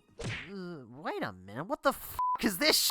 Did I end up with the rare animation error variants or something? I mean, granted, it's not as bad as my first copy of Grindor, but for f***'s sake, Hasbro, get your QC in check. Thank God I've got a shit ton of repro labels lying around, so it's not too difficult to fix. Anyway, Soundwave turns into the same alt mode we all know and love. Much like other G1 core class figures, with the exception of Megatron, he takes a lot of his aesthetic cues from the Earthrise version. Not that many people know that, because scalpers are scum and hate everything just and good. Thing is, as someone who owns the original Netflix Soundwave, I can safely confirm that this version is ultimately better, even with some of the sacrifices they've made thanks to the budget. See, the main problem with the Netflix version is that due to the circumstances of the line, he was ultimately just a retool of the flawed Siege version. Now, given what they had to work with, they still did a bang-up job, but you have to admit a few things could have been done better. The top section is pretty scraggy, the sides are wonky with the placement of the calf detail, and the torso doesn't line up that well, leaving these ugly gaps between the panels. For a retool of whatever the the Siege one was supposed to be, it's quite remarkable, but as its own toy in a vacuum, there are definitely things that can be improved upon. Still, I fully expected them to do a ground-up Voyager version and incorporate those improvements there. Instead, they didn't wait and punched everything into this really neat package. It's a pretty cohesive tape deck, which is really commendable, given that usually it takes a third-party budget to get to this point. The torso fits seamlessly into the console, which is something that couldn't be said for the Earthrise version. Of course, for the sake of the robot mode and for the sake of throwback accuracy, they've simplified the button layout. It's closer to the Voyager than the G1 toy. The position of the record button, however, is very much based in 1984 tooling. I love how they've added this tiny detail. It's not something most people would notice, but as someone obsessed with small-scale design, it really puts me in a good mood. Not all the third-party versions bothered, at least the old DX9 version didn't. Still, it's sadly missing the left and right speaker indents. Sure, a lot of 3P versions also omit those, but I think it would have been a nice thing to have. Still, at least they got the speaker detail nice and prevalent, not minuscule and easily forgotten like New Age's outing. Moving back to the center, I love the decision to use gold instead of yellow in the chest. Don't know about you guys, but I've always preferred this look. Granted, it's not as toony, and a bunch of people would prefer it to be closer to that gold standard of nostalgia, but I reckon this looks far more premium. And oh, they even included a tiny laser beak. On one hand, it's just a useless brick that does f*** all, but on the other, they didn't have to include this at all. It's a really nice addition, and the paint and sculpt is absolutely phenomenal for the size. Seriously, third-party tapes wish they were this well painted. That said, people keep saying upgrade companies will make transformable cassettes for this release, and honestly, I don't think so. The size is far too thin for anything of the sort to work, and I reckon most of the people who would potentially be into that sort of thing would just go for one of the more expensive versions anyway. And even then, does he really need it? This isn't some $90 mini masterpiece alike, it's a goddamn Legends figure sold for $20 at regular retail. The fact we're getting a cassette at all is incredibly commendable. Still, that's not my favorite detail. No, what I really commend is the handling of the back. Now yes, every Soundwave on the planet is going to look messy in some sense, save for the G1 toy and some obscure novelty items here and there. What I appreciate is the handling of a few key factors. First off, the arms nice and simply plonk on here, holding the design in place. Do you know how many Soundwaves arbitrarily shorten their arms so they can slightly improve the robot mode proportions? Dude, it's less than a centimeter, and it's a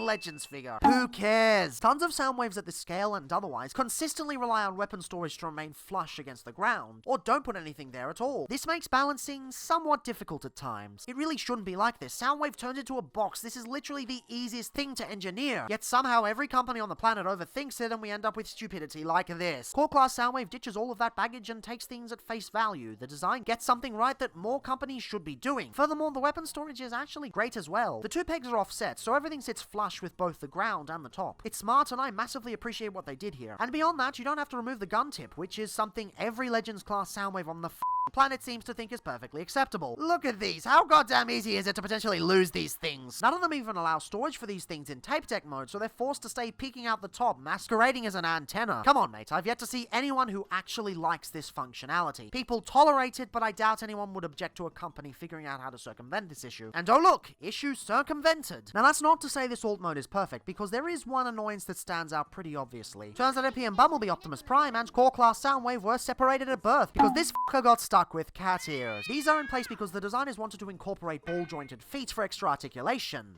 Hypothetically. We'll get into how that turned out later, but honestly, I think this was a miscalculation. This here was wholly unnecessary. They could have just taken the hot soldiers approach and had them fold in on themselves. And before you start going into budgetary and circumstantial reasons, this version retailed for $30 and came with at least 2 cassettes, if memory serves me correct. Take away the third-party tax and you've got a pretty similar price range. I get the whole stability thing with these feet having slightly better heel supports, but I'm not sure it's that necessary on a figure this small. The others got by just fine after all. That said, on a $20 figure that's this well painted and sculpted, yeah, I don't find this as egregious in person. If it's a choice between this and the whole alt mode toppling over without the support of the weapons, I'll take this easily. And hey, this is something that people will indeed make upgrades for. Or rather, have indeed made such because there's already a bunch of prototypes in production. Give it a month or two and you'll have at least 5 choices to pick from. Now all of this isn't to say I dislike any of the third-party versions. I'm not being a Hasbro elitist. I'm just acknowledging that for all the amazing things companies like New Age do, there's a lot of baggage that comes with designing a third-party Soundwave. Corewave cuts a lot of that fat out of the whole thing, and in the process, he delivers a remarkable package for the size. Since the designers weren't bogged down by certain engineering quota or bogged down by the instruction to retool it out of a pile of trash, they were able to push it to be as good as it could be, combined with a sense of ambition, something which not all figures sadly possess, and you've got yourself a banger of an alt mode. I wouldn't call him the best alt mode of the size class, even if he certainly is the best painted, but kudos to them pulling this off. But that's not where this figure shines. There's a lot to love in this tape deck mode, but that's not the main part of the figure. No, the best parts of this figure are the simplicity of the transformation and the robot mode. It's simple and it's fun. In fact, I go as far as saying it's better than the Earthrise version, simply because it's just, well, fun. It's not really based on the Earthrise version, it's really just the G1 toy with ball joints, but that's its greatest strength. Okay, so the first thing you want to do is remove the guns from the back, like any third-party Soundwave, and I guess like the G1 toy. Don't really have a point of reference for that, though. What you want to do here is untab the legs, like so, and these actually rotate the proper way around. You'll notice that every Soundwave on the planet has this special leg configuration, because they're supposed to connect into the torso. The Earthrise version, by virtue of being a retool, couldn't do that, so it had to put it on the outside, and it was like weird. And I'm not obsessed with G1 accuracy, but it's just a baffling choice. Whereas this one is nice and simple. Of course, the moment of truth, the feet, they fold out like so, and is that really worth it? The feet are kinda nice, but at the cost of the alt mode, I don't think it was that necessary. But oh well, we have what we have. Arms simply untab from there, and then rotate around on these butterfly joints. Oh yes, a Legends figure with butterfly joints. Well, backwards butterfly joints, but yeah, it's nice. And the fists flip out like so. Can I just say kudos to them fitting in really smoothly on the Voyager? It's just kinda clunky for some reason. Again, another way this is better than the Earthrise Netflix one. I use Earthrise and Netflix interchangeably, whatever. Anywho, last but not least, 2 little things. The first thing you want to do is bring up the head, fold up and flip around. The joy of ball joints. And then last but not least, gun goes there, and gun goes there. Nice and simple. And again, it's simple but fun. The G1 toy was a simple transformer, and this echoes that by copying the transformation. You don't need a million steps to make a Soundwave work, you just need a few nice and solid ones, and this does that splendidly. Now to clarify, I'm not saying the Legends versions are bad in any way. This one right here, the New Age version, is masterful with its engineering, but sometimes you just want something nice and fun. Third-party Legends hasn't really given us that. They've always gone above and beyond to add as many steps as possible. So this isn't bad, but I like this for a change. Now, I'ma keep it real with you. It's not hard to get a Legend scale Soundwave to work. Well, unless you're Cybertron, but we don't talk about that. The simplicity of the G1 toy was one of its greatest strengths. That said, many early attempts in third-party were, suffice to say, wonky as shit.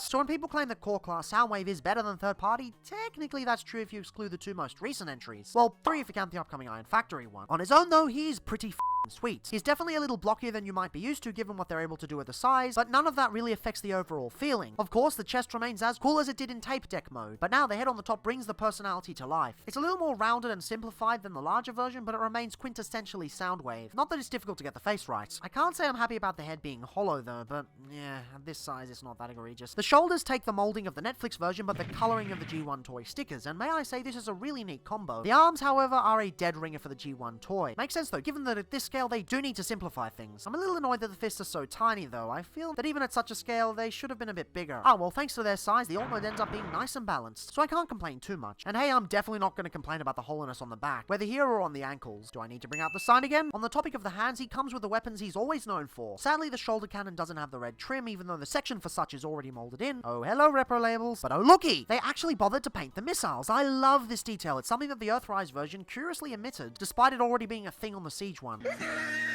The blaster is pretty neat and actually includes the red trim. Beyond that though, it's pretty standard, save for the fact that it's all one piece and doesn't need to be disassembled. Again, I massively prefer this. Can't say I'm a fan of the handle length though. I get that it has to peg into the alt mode, but in this mode it's very difficult to get him to hold it. Still, I wouldn't consider this as bad as the way the legs work. Due to the commitment to get the tape buttons 100%, they've given him this hip skirt. It looks hella ugly when you try to get this guy in any poses. Granted, I get why they did it, and at the price point I don't really know how they could have worked around it, but still, it's pretty annoying. Plus, the sides of the legs are missing a lot of detail. Aside from the usual waffles, there's just nothing here. It's really annoying when you see they've gone to all the trouble of recreating the mechanical detail from the back of the Earthrise version, but then they kinda got lazy on the sides. It's not enough to make me hate the figure, but it's definitely annoying. Still, I guess it's commendable that the figure got this far before I found anything this frustrating. Everything else is done remarkably well, especially in the paint department. Sure, repro labels could definitely take this even further, but as it stands, they've done a damn fine job. Beyond that, the articulation is about as much as you'd expect. Sure, it would have been nice to open the backwards butterfly joint a bit to allow a few millimeters of extra motion, but then that would have f***ed with the cassette compatibility. Plus, hey, a Legends figure with a backwards butterfly joint? Not something you often see. Still, it is somewhat annoying how useless the feet are. Sure, they look nice, but this came at the cost of the tape deck mode cohesion. Doesn't seem like a worthy sacrifice. Oh well, ultimately I can't fault this guy too much. He's still what you'd expect at the size, and in the year he's coming out in. He's about at the standard the other figures are at, which is, suffice to say, very high. That said, he does seem to have a higher paint budget than the others, especially with the inclusion of laser brick. And this, right here, is why we ended up with vertebrae. This is the whole reason this wave is somewhat all over the place. Yes, that's an oxymoron. F you. Budget allocation has been a thing for quite some time now. The first time I ever heard about it was back when Octobotamus was reviewing Dark of the Moon toys, although I never thought much of it. From there, the first time I took notice was the first wave of Studio Series. Sure, my Ratchet looks like this now, but back in the day, oh boy. What a paint job! It still continues to this day, and right here is a prime example. Draco Rex is already cheaper to produce, being a redeco with fewer extra development costs, but thanks to the lowered paint budget, Soundwave is able to get a heap of increased funding. Now ultimately, the question remains, do I think this justifies the issues with Draco Rex?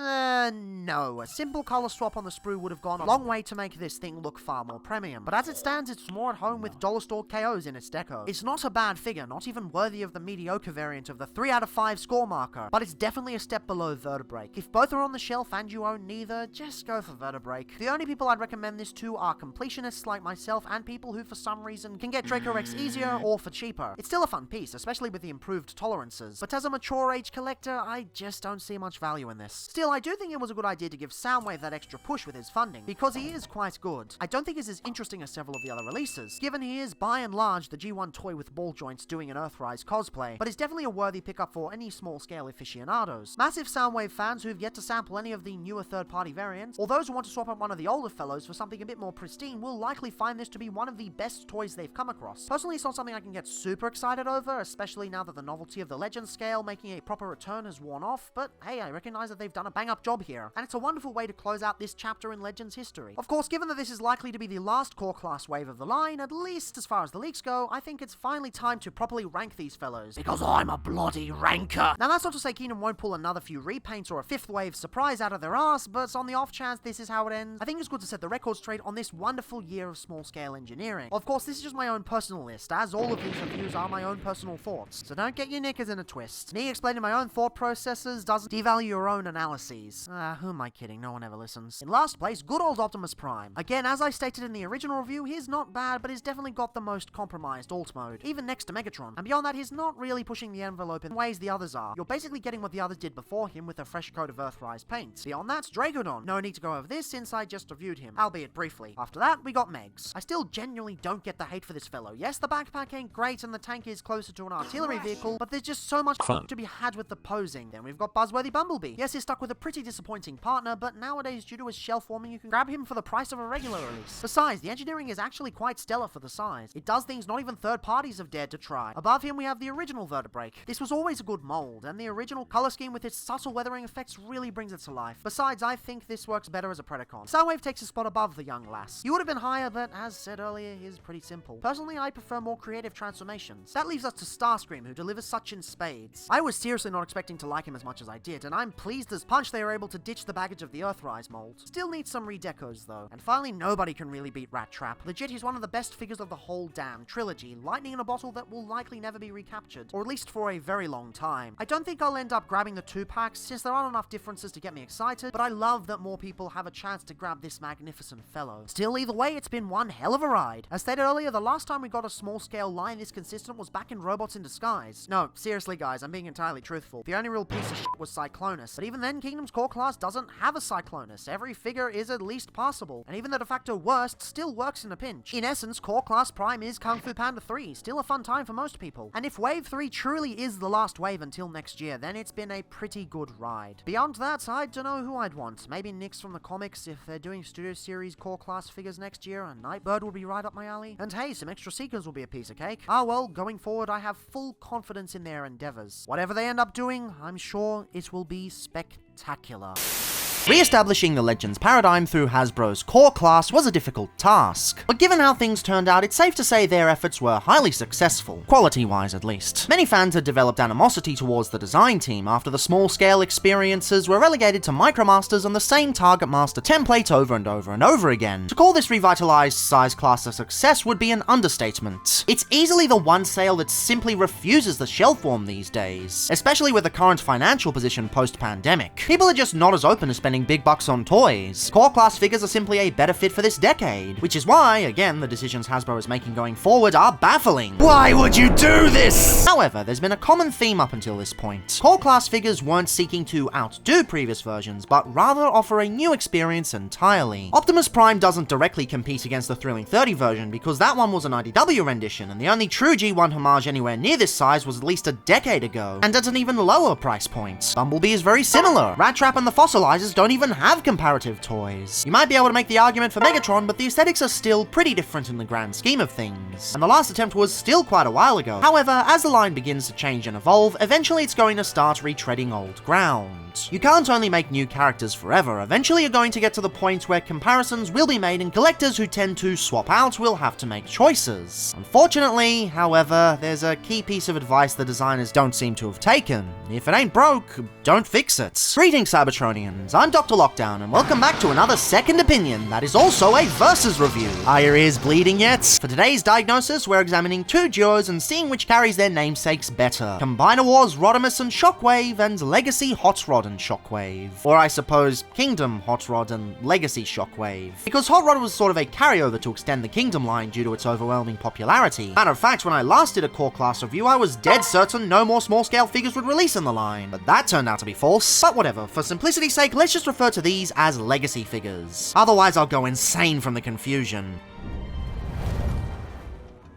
Aside from the obvious gap in release year, there's another key factor that influenced the design process of these two sets. After Thrilling 30, Hasbro took a different approach to Legends design. Instead of doing small-scale versions of existing characters, they made it so they were part of the same scale and interacted with figures deluxe or higher. This continued all the way into the War for Cybertron trilogy, ending with, of course, the introduction of Kingdom's core class. And predictably, it ended up selling much better. This direction is something I criticized for years, but regardless, that's where these figures came from. With the more recent core class, this constraint isn't bogging them down anymore. The only thing these figures need to do is be the best Legends figures they can be. So, hypothetically, this would give the Legacy ones more freedom to be perfect representations, improving on the issues Combiner Wars got stuck with. In this rare instance, however, these figures weren't that compromised to begin with. Shockwave already turns into a laser cannon, so the compatibility is already there, and Rodimus just plugs into the torso as a car chest without any extra conversion. Of course, I'm not really going to discuss that option just yet, since that's best saved for the eventual Optimus Maximus second opinion. For now, we're going to focus on what you get out of the box. out. And right off the bat, yeah, it's pretty obvious this was just thrown together simply because. Conceptually, it screams slapdash marketing decision, with several layers of dissonance packed within. Word on the street is Blackjack was originally going to be Runabout, but they changed it at Warden's request to Blackjack at the last minute. Perhaps it was to leave the door open for deluxe versions later on. I personally reckon there were characters he wanted to do for ages. They did eventually make a Runamuck and Runabout from this mold though, released in the Takara Adventure line, a parallel Japanese-only lineup coinciding with Robots in Disguise 2015. Seems weird, but off-the-wall redecos in that line were fairly common, likely due to them needing to fill the ranks. I would say it's not worth hunting down at the current prices, but given the other two options, maybe it actually is. Ironically, the original Blackjack car mode would have fit Rodimus better, evoking sort of the style of the classics version.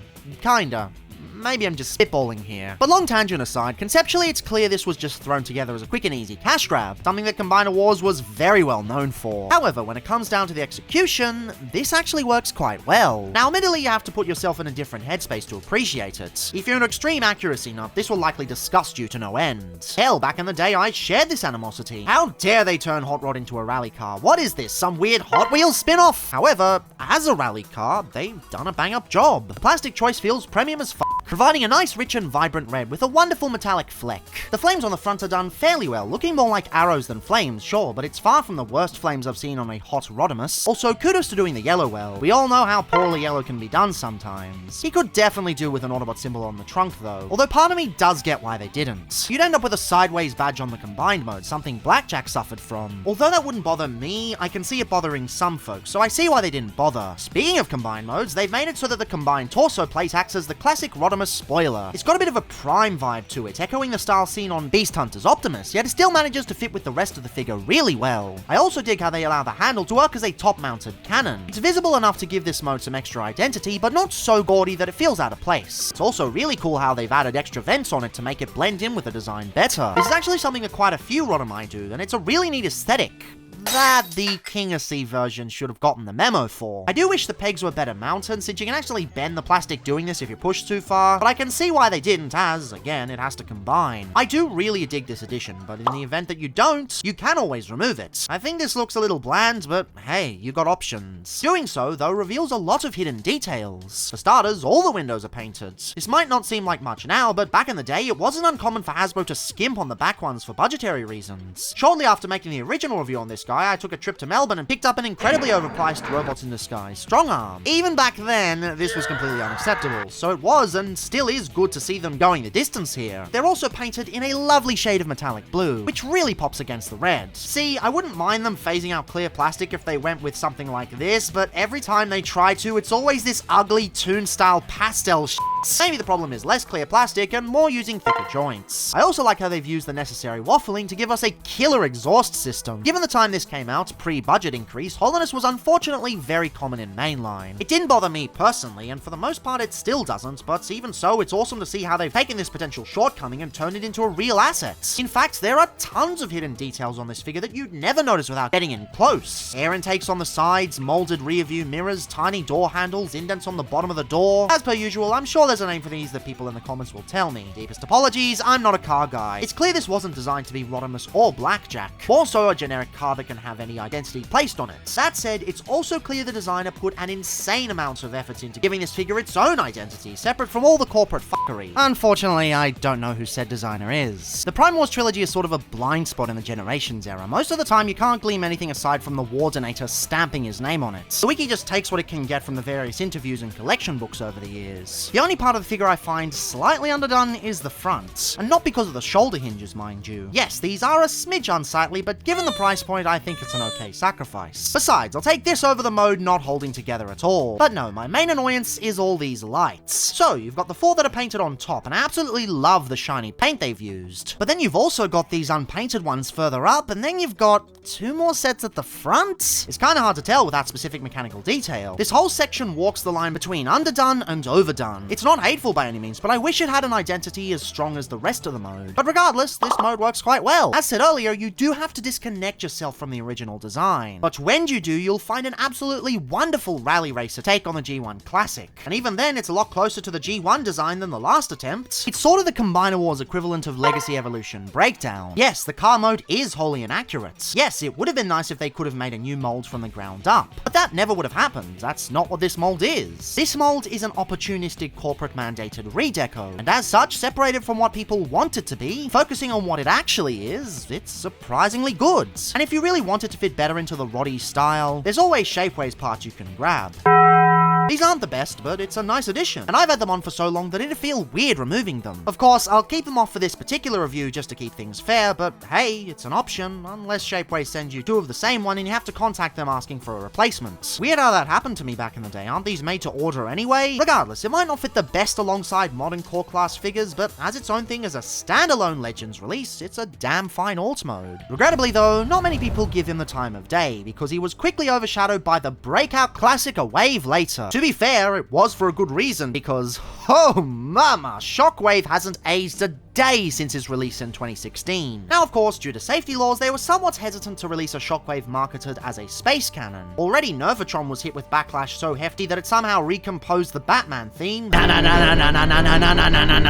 As such, it's marketed as a Cybertronian spaceship. While aesthetically it walks the line between that and the traditional gun design. It's a hard tightrope to navigate, but it's also kind of necessary given you can't just turn it upside down and call it Thunderbird 4. Honestly, though, I think it works really well. The front is very clearly going down the cannon road with this beautiful clear pink cutting through the luscious dark purple. You can even see how they've left some extra paint on the side protrusions to make it seem like this clear piece is locked in place, when it's actually this entire panel with some of it coated in purple paint. Speaking of, that may seem horrifying on first mention, however they've used a special material that has a bit of extra flex to it, ensuring it doesn't get broken easily. I was always concerned upon purchasing this that it would break down sometime down the line, but it's been several years and it still remains rock solid. I haven't even heard of a single case of the figure breaking, which is amazing all things considered. Now watch a bunch of people recount it in the comments, happens every time. Furthermore, the color match is near flawless. If you look real close you can tell, but only barely. They've even matched the metallic fleck, which is another awesome extra mile they didn't have to go. Unfortunately, the clear plastic does have its limits. Likely due to stability, the target side is cast in opaque plastic. It is pretty unsightly, especially if you're trying to use this as a spaceship. And up close you can even see evidence of them trying to make this a separate piece. That said, for the solidity of this mode, I completely understand. And hey, if it really bothers you, there's always fan moding, turning the handle into a sort of bridge assembly. 2023 DrLockdown finds this absolutely ridiculous, but 2016 DrLockdown felt this was perfectly acceptable, so I guess it's an option at least. Personally though, I'm fine with this small blemish, because it's the only time the silver plastic feels out of place. The feet make absolutely wonderful wing assemblies, even if they're a bit undersized, and the exposed shoulder and elbow joints barely register. Part of that is probably because this thing is coated from tip to tail in absolutely exquisite mechanical detail. Some of them you won't even notice without careful examination. For example, until I started work on this specific video, I never realized they actually molded the bridge onto this thing. It's such a blink and you'd miss a detail, but once you see it, you really appreciate this Shockwave even more. Hasui knows how to do good shit like this. Oh, right, this figure was designed by Shogo Hasui. Weirdly enough, we actually do know who designed this one. As for who Hasui is, he's only the guy who's made some of the best bloody figures in recent memory. Man's a goat. Shit like this puts its skyscrapers above Rodimus, even with him admittedly hiding some neat tricks. Back at the front, the knee assembly turns into these awesome twin lasers. It's a wonderful feature that makes great use of the existing mass. The main body keeps it fairly reserved, but the greebling on the back goes absolutely insane. So many wonderful mechanical panel lines, yet they never overpower the tail fins. They also do a fantastic job of letting the ball joint cuts blend in with everything else. They just feel like part of the alt mode, not some unsightly gap with no purpose. Even the hands blend in seamlessly, likely due to them going with the toy option with clear plastic. You'll see later with other releases how this could have easily gone wrong. And that's really the prevailing theme with this rendition of Shockwave. So much of this shouldn't work. Clear plastic joints, exposed hinges, gaudy appendages, silver plastic that should absolutely turn out like Games Workshop grey. Hell, the entire idea of combining two different ideas into a single alt mode. It all points to a massive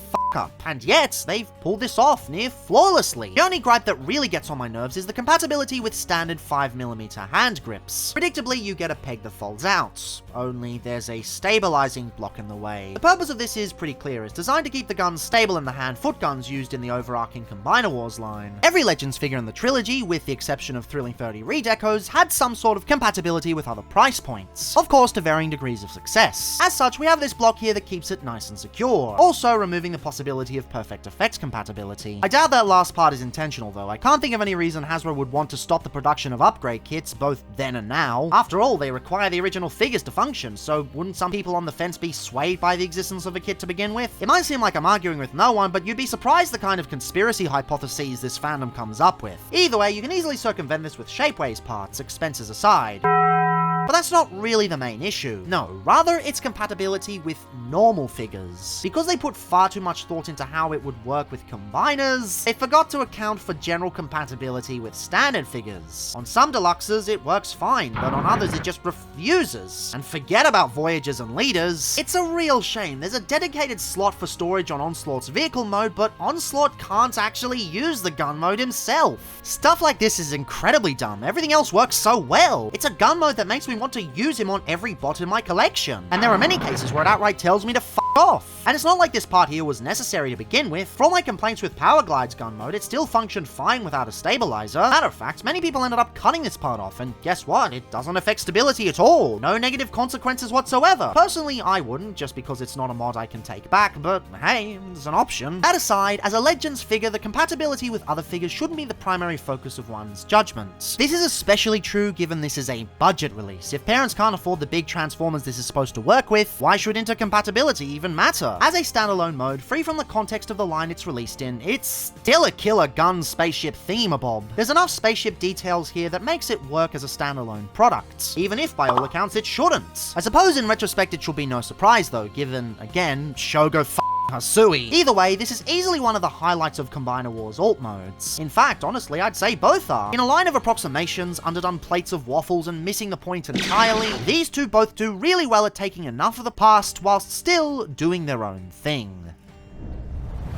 Of course, as good as they are, modern standards require something a bit different. Shockwave probably could have been released as is for the core class lineup, but given Rodimus's inaccuracies, a ground-up reattempt was necessary. Previous figures have set the standard for downscaling larger details onto smaller figures, and people both expected and were extremely excited for accuracy at this point. In fact, they were so excited that Hasbro needed something last minute to add to the Kingdom line. As such, following in the footsteps of Earthrise Astro Train, Hot Rod was shifted a way forward to quench the eager public's thirst. It's easily more Legacy than Kingdom though, featuring a weapon combination that doesn't make sense unless you get the other two core figures from Legacy Wave 1, although that's another story for another time. Now, anticipating complaints before they happen, commenters are obviously going to point out that one releases Rodimus Prime and one is Hot Rods. They did exactly the same thing last time and said my entire Versus review was moot because you can't compare one to the other. Look, I get where you're coming from, but let's be real here, the only differences between these two are the leg designs, the heads, and the fact one has a trailer. Aside from that, the rest is virtually identical. Even McFans Toys managed to make a toy that did both without going through the bananas conversion of the Power of the Primes rendition. That aside, going into this you'd expect an accuracy to the Studio Series 86 release, or at the very least the Kingdom Commander. In fact, many people complain this is a one-to-one copy of the Commander release, but that simply isn't true. In fact, this alt mode shares no similarities with any currently released Rodimus. Putting him next to the other versions, nothing matches up at all. Normally I wouldn't mind something like this. New takes are something I typically get excited for. I just spent several paragraphs praising Combiner Wars, who shares nothing with any other version of the character. Two key points though. Firstly, the context in which this figure released. While I don't particularly care for accuracy, it's pretty much what people have come to expect in this line, to the point where they've gaslit themselves into thinking that this is accurate to the Kingdom Commander. There aren't any hidden callbacks to latch onto, which is weird considering that even SS86 is going with this aesthetic, harking back to the Earthrise rendition with their vans. Now of course, again, I don't particularly care about this. While I get the complaints with this figure, I don't really care whether it's accurate to the toon or the toy or the coloring book or the doodle you find on the wall in the bathroom, as long as it's good. But, second point, this is bland as shit.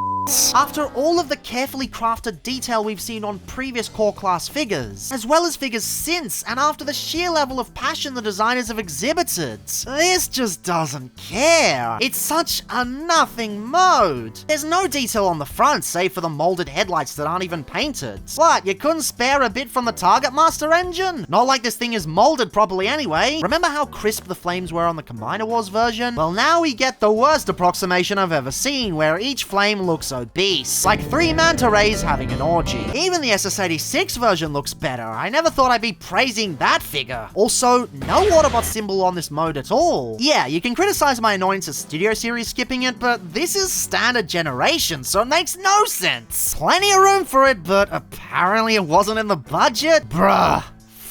Bruh. The sides also have barely any detail. You got a few downward lines and that's it. Yes, the silver pipes are done, okay, but hot rod types are known for the orange splotches that offer that extra bit of detail. Too expensive, I guess. No chance they could have added sculpting lines on the sides to evoke the original. The spoiler looks completely out of place in comparison to the rest of the body. Much like the Combiner Wars rendition, it leads into the Aligned continuity stylings. Only here the dissonance is far greater. It looks like placing a Gundam Age piece on a 30-minute missions kit. Yes, they're from the same company, but the two aesthetics don't work at all. Also, the detail itself is really underdone. After we've dealt with some really fantastic mechanical detail over the years, this feels like a step backwards. The yellow paint also uses that sloppy paint thickener technique, so the panel lines bleed from underneath. This whole piece kind of looks disgusting. It's just icky. You can also use the spoiler to store the included sword, but this is even worse. Not only is the paint thickening even more gross, but it's incredibly sloppy on this piece. Where the hilt ends and the energy blade starts isn't clearly defined. I can't help but wonder if it would have been better to cast this in a different color, but as you'll see later, there was a specific reason they didn't. Also, a missed opportunity with not allowing it to face backwards as thrusters. This whole assembly just screams wasted potential. Still, taking it off isn't much better. The mechanical detail underneath is some of the most slapdash shit I've seen at this price point. Or at least it was at the time. Yes, I get it's a core class figure with a limited budget, but concessions are usually made at the expense of other parts of the figure looking good. And in this case, nothing makes up for it. When I refer to this as an amorphous blob, it's because there are so many different aesthetics it's trying to pull off, and none of them work properly. While I don't care for accuracy, it probably would have helped in this instance in the sense it would have given the designers a clear vision for this release. As it stands, there's no key idea to latch onto. They couldn't even get the bloody windows right. Much like Optimus Prime before him, they chose this really wispy light blue that clashes hella hard with the red plastic. You know, if I had a nickel for every time Hashtag fucked up a core class figure's windows, I'd have 2 nickels, which isn't a lot, but it's weird it happened twice. As mentioned earlier, it's that color Hasbro loves to use when they try to mimic the pastel toon stylings. While Optimus Prime began this trend, it was also popularized by figures like Buzzworthy Cup and Cliffjumper. And no, Cliffjumper doesn't get to be the punching bag again because they kept doing it, and kept doing it, and kept doing it! The only time I've seen it remotely work is on SS86 Brawn, and even then a deeper, perhaps metallic shade would have been way better. I really wish Hasbro would stop using this, but because it's toon accurate, apparently all criticisms are invalid and you are ordered to like it. And all this is without even discussing the elephant in the room. This figure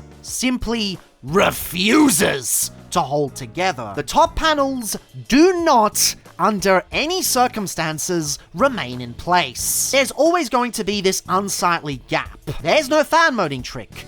There's no modifications. It's just designed poorly. Sure, it may fit for a couple of minutes, but slowly and surely, it's going to come undone. The designers didn't even bother fixing something so crucial. I don't even know who to blame with this, because technically this released in Kingdom first, and as such, there's no credits on who worked on it. What good is a Transformer if it doesn't even hold together? Hell, what good is a Transformer when nothing works properly? From every angle, this figure is absolute rubbish. It's so slapdash that even things that wouldn't bother me normally are becoming annoying. Usually exposed mushroom joint pegs are sadly part of doing business, but for some reason here they just infuriate me to no end. And yes, this alt mode is more accurate in some vague half-assed sense. It's only such in the broadest of terms, but it is more in line with what you'd expect for a modern core class release. Thing is, what good is that if the mode stinks? From the get-go, Hot Rod screams lack of care, which is the exact opposite of what made Legends Return so great in the first place. But then you compare him to Shockwave and, well, I honestly don't know which one is worse. Now, at first glance, it may seem like there was no need to update Shockwave at all. His stylings already allow him to work great in the existing lineup, so a simple re-release could have worked great. That said, there are people within the fandom who have criticized this release from the outset. To quote one such individual, Combiner Wars Shockwave tries to be both a gun and a spaceship, but it ultimately fails at being a spaceship because it didn't bother to put in the extra effort. It has the audacity to lie about what it is without actually making it a convincing lie, and it just ends up looking more like a sci-fi streamer popper. Now, I can't say I agree with such an assumption, but there's enough people out there who genuinely feel they were cheated out of a proper Shockwave with this release. As such, it sorta makes a begrudging sense that Hasbro would remake the character.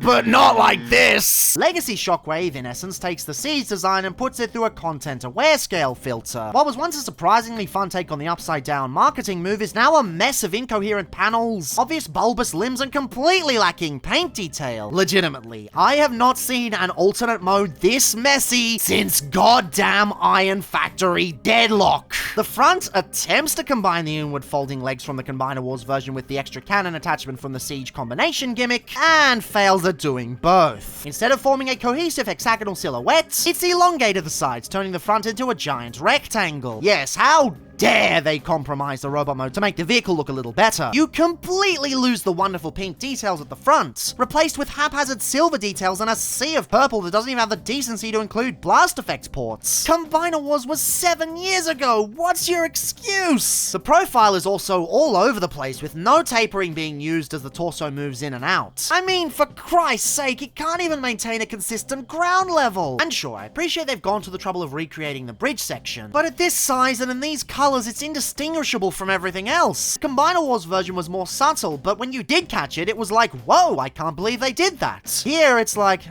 gee whiz, I can't believe they even bothered. I think a lot of it can be chalked up to the color choice. You'd think a darker red would give this a feeling of authority, and when you put the two side by side, the Legacy version actually has more mechanical detail. Every single surface is covered in greeble, but the problem is that with the plastic choice, it all feels incredibly soft. The parts all feel mushy, sort of like those old Battlefield Gothic sets you could get from Games Workshop. Do they still make those? It's been over a decade since I last played, and I have no desire to return. There's also an element of less is more here. With the older version, each panel line felt purposeful. They each drew your attention to key elements, whereas here it's just like scribbles in a doodle book. The lack of color breakup isn't helping either. Nothing but purple and silver on show. Sure, that's kind of accurate to the original toy, aside from the pink, but when splayed out onto a mode this flat, it just makes the whole thing look bland and undercooked. On a technical level, this thing has bigger dimensions than the Combiner Wars predecessor, so there really needs to be more paint on this thing. Perhaps some budget reallocation is to blame. Comparing these guys to their wave mates shows clear priorities. That said, changing the mold layout would have been greatly appreciated. When you look at what they were able to do back in 2017 with much stricter budgets and corporate meddling, you start to wonder why we're going backwards. And that's ignoring the atrocities out back. The designers didn't give two shits, or even one shit for that matter. While you can see they're trying to emulate the Siege version, that one had the benefit of a thin main body with a decent wingspan. Here, they wouldn't dare mess with the arm proportions, so they flatten out the body, plonk the arms at the back, and call it a day. As a result, the wings end up being shortened, and the whole thing ends up an incomprehensible mess. The arms just bing chilling out the back scream filler release, and the tiny wings on this thing feel weak and pathetic. The whole section doesn't even lock together properly, constantly falling apart from even light play sessions. There's a million ways they could have made this convert, but they went with none of those options. Instead, they half-assed the alt mode under the guise of a Cybertronian spaceship, and then gave it no attention whatsoever. I don't even remember them advertising the included gun compatibility, which, why did they even bother? You're talking about blatant lies about alternate modes? Look at this shit! Even the stand ports are mocking me, with one on the top for the robot mode placement, but nothing on the bottom for the jet mode. Like, did you not think people would transform this? Oh, I'm sorry, it's not actually a stand port. It's weapon storage for the, giant radar dish. Why? It'd be fine if it felt like part of the alt mode, but this looks super out of place. And why is this the best painted part of the whole figure? Why put so much effort into something so useless? I'm literally scratching my head as I'm recording this because it's so absurd. Please take me back to the days when Shockwave was a crab tank and the weird accessory was just a windmill. At least that made more sense. Most of the issues can be chalked up to prioritizing the robot mode, sacrificing everything they can in the transformation and alt mode department. backwards. In their eyes, they likely couldn't alter the proportions of the front or have the arms fold away. Everything had to be maintained for complete robot mode perfection. At least from their perspective, and at least in Shockwave's case. Got no idea what was going on with Hot Rod's. While I begrudgingly understand why they remade this figure, honestly, they shouldn't have taken such a left turn in ideology. Again, there's unfortunately no name attached to this figure. It's a weird oddity in Legacy. The original core class lineup is just blank for some reason. This is a shame, not so we can point and laugh, but more so we can understand the design tendencies and see why it turned out the way it did. Like, Hasui did Earthrise Starscream. We can see his previous work and see why it failed, and still respect him as a designer. I'd at least like to know who designed Shockwave here, just so I can figure out why he failed so bad. Still, either way, I reckon they should have re-released the Combiner Wars one with a few minor changes. Worked for Studio Series 86RC. Sometimes, if it ain't broke, don't fix it. Regardless, I think the winner of this round is pretty obvious. The alt mode should have been easy enough given core class's track records. These didn't have to combine like the Dinobots, they just had to be good toys. Hell, the Combiner Wars ones did have to interact with larger figures. And they didn't just turn out comparatively better, but genuinely good as their own standalone vehicle modes. Oh well, you can't win them all. But is it possible for Legacy to lose them all? Well, for that, we'll just have to wait and see. Right off the bat, you can see there is a clear distinction between Combiner Wars and Legacy. Combiner Wars is nice, simple, and effective. It doesn't really push the envelope in any way, but it gets the job done. Legacy tries though, and I do commend them for doing that. I do commend them for trying to go above their weight. But it just does not work. Rodimus is a pretty good start. He's very much in the vein of the Prime Wars trilogy engineering style in the sense that he is quite simple, but consequently, he is quite fun. Yes, you have to parts form the spoiler, unfortunately, but it's okay. He becomes a pretty cool weapon later on, so I don't really mind it that much. First thing you want to do is bring out the arms, like so, rotate the forearms into place, untab from the knees, and bring the entire backpack section over the shoulders, separate the legs, and bring down the torso, like so. Works pretty well. Really, my only gripe is that there's no real tabbing section at the back there, but it's fine. Combiner Wars Shockwave, on the other hand, is just to die for. The transformation is buttery smooth. It just works so well. There is a grand total of one frustrating part in which you separate the legs and need to make use of these shifting hips. These shifting hips are quite common on Figma type figures, and they don't really work very well in the transformation here. It doesn't make it very fun, but other than that, it's basically great. You bring down the knees like so, bring the feet up like so, separate the arms, use these double hinges like that to bring them forwards, and bring down the shoulders on these hinges. You bring the handle into gun configuration, fold down the sights, which will actually bring up the head, and then fold this down and it clicks into place on the back, and you are done. It's addictive. It might be one of the most addictive Prime Wars trilogy transformations they've ever done. Well, I say ever done, but they've stopped making them, so that doesn't really make much sense. Regardless, Shockwave is lovely. Absolutely lovely. The kind of transformation you want to do over and over again, the kind of thing you want to convert endlessly. And you can because the clear plastic is quite solid, so kudos. Okay, enough fun. Now we gotta go for the pain. The one thing I really dislike about this Hot Rod in conversion is that everything is done in half measures. You have to half transform something, then half transform something else, and then you can come back and do the rest. And I really dislike transformations like that. It just never seems fun. First thing you want to do is bring these sections half of the way up. These feet are sort of on hinges and you bring them half of the way out, like so. You can also separate the legs on their pegs like so. You don't actually have to remove the spoiler, which is nice, but what you want to do is move the backpack half the way up. Then you might as well do the rest of the legs to get everything out of the way. You bring the legs the rest of the way down on these double hinges, take the kibble and fold it down on these double hinges like so. Separate the arms from the torso, bring them down on these really tight joints that are very annoying, and pose the arms as you wish, and then you can finish off by collapsing the backpack.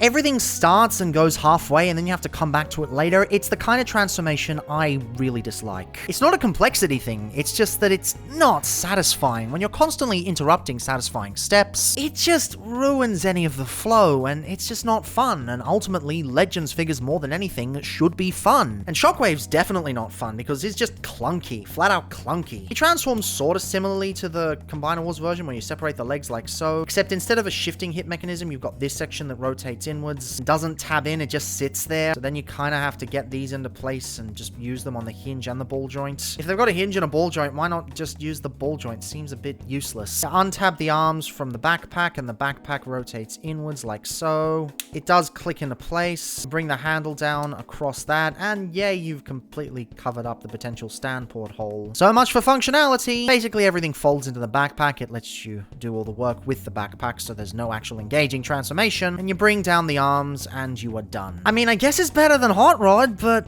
it's just not fun in any way. It's just clunky. The engineering exists, and it could have been done so much more effortlessly. It's just a lazy transformation, and they could have done so much better. This is just sad. On paper, Core Class should have won. They're taking from experience with these two. They could have taken what they learned with the original Legends class and applied it to new and innovative transformations. But half the time, they're just innovating for the sake of innovating with no clear idea, and half the time, they're just not giving a shit when they gave a shit last time. There's just distinct ideas with the Combiner Wars versions, and a distinct lack of ideas with the Legacy versions, whether through laziness or through aimlessness. So yeah, who else am I gonna give the win to here? I keep saying if it ain't broke, don't fix it, but they either fixed too much or didn't fix enough. It's just a real shame.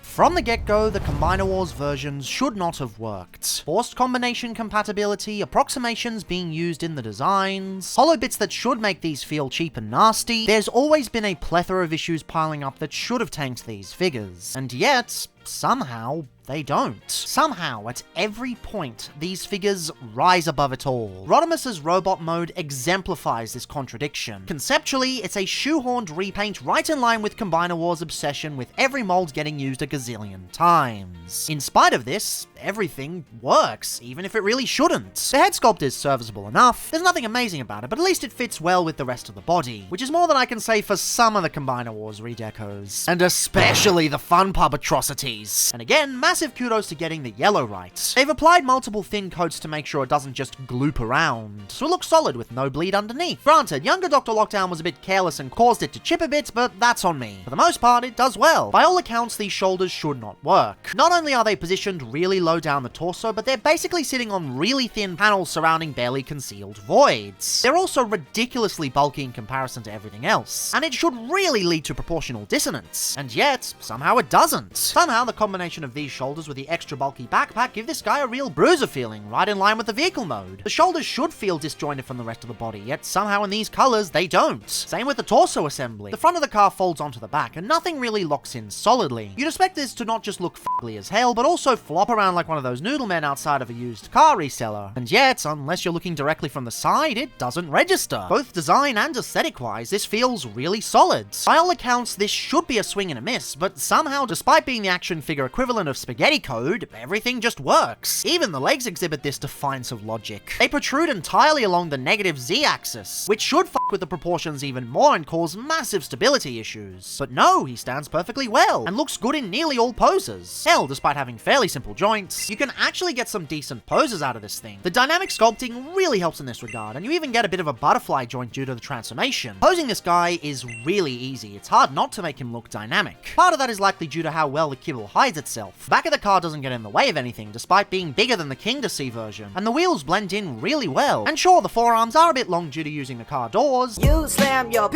in the car door. But again, somehow this all works. It's all because Rodimus has clear defined shapes. The bright blue torso, the crisp yellow midriff, the highlights on the knees. Everything is carefully thought out with the budget in mind. And it delivers a toy that offers a surprising level of class. Even the axe accessory works surprisingly well. While it would have been much cooler to have this turn into a gun mimicking the old Target Master, this still works really well. And hey, if you really want to use a Target Master, the hands are 5mm compatible. Finally, some use for the shelf-warming Battle Masters. That said, the one part I feel is a missed opportunity is the lack of tabbing options for the back. If the spoiler were able to tab into the backpack properly, this would have really cemented the Combiner Wars version as the go-to Legends Rodimus. It's the one visual cue that he really feels like is missing, even with the stylization decisions. And yes, there are indeed Shapeways upgrades you can purchase, and I do highly recommend them for reasons that will become apparent in future videos.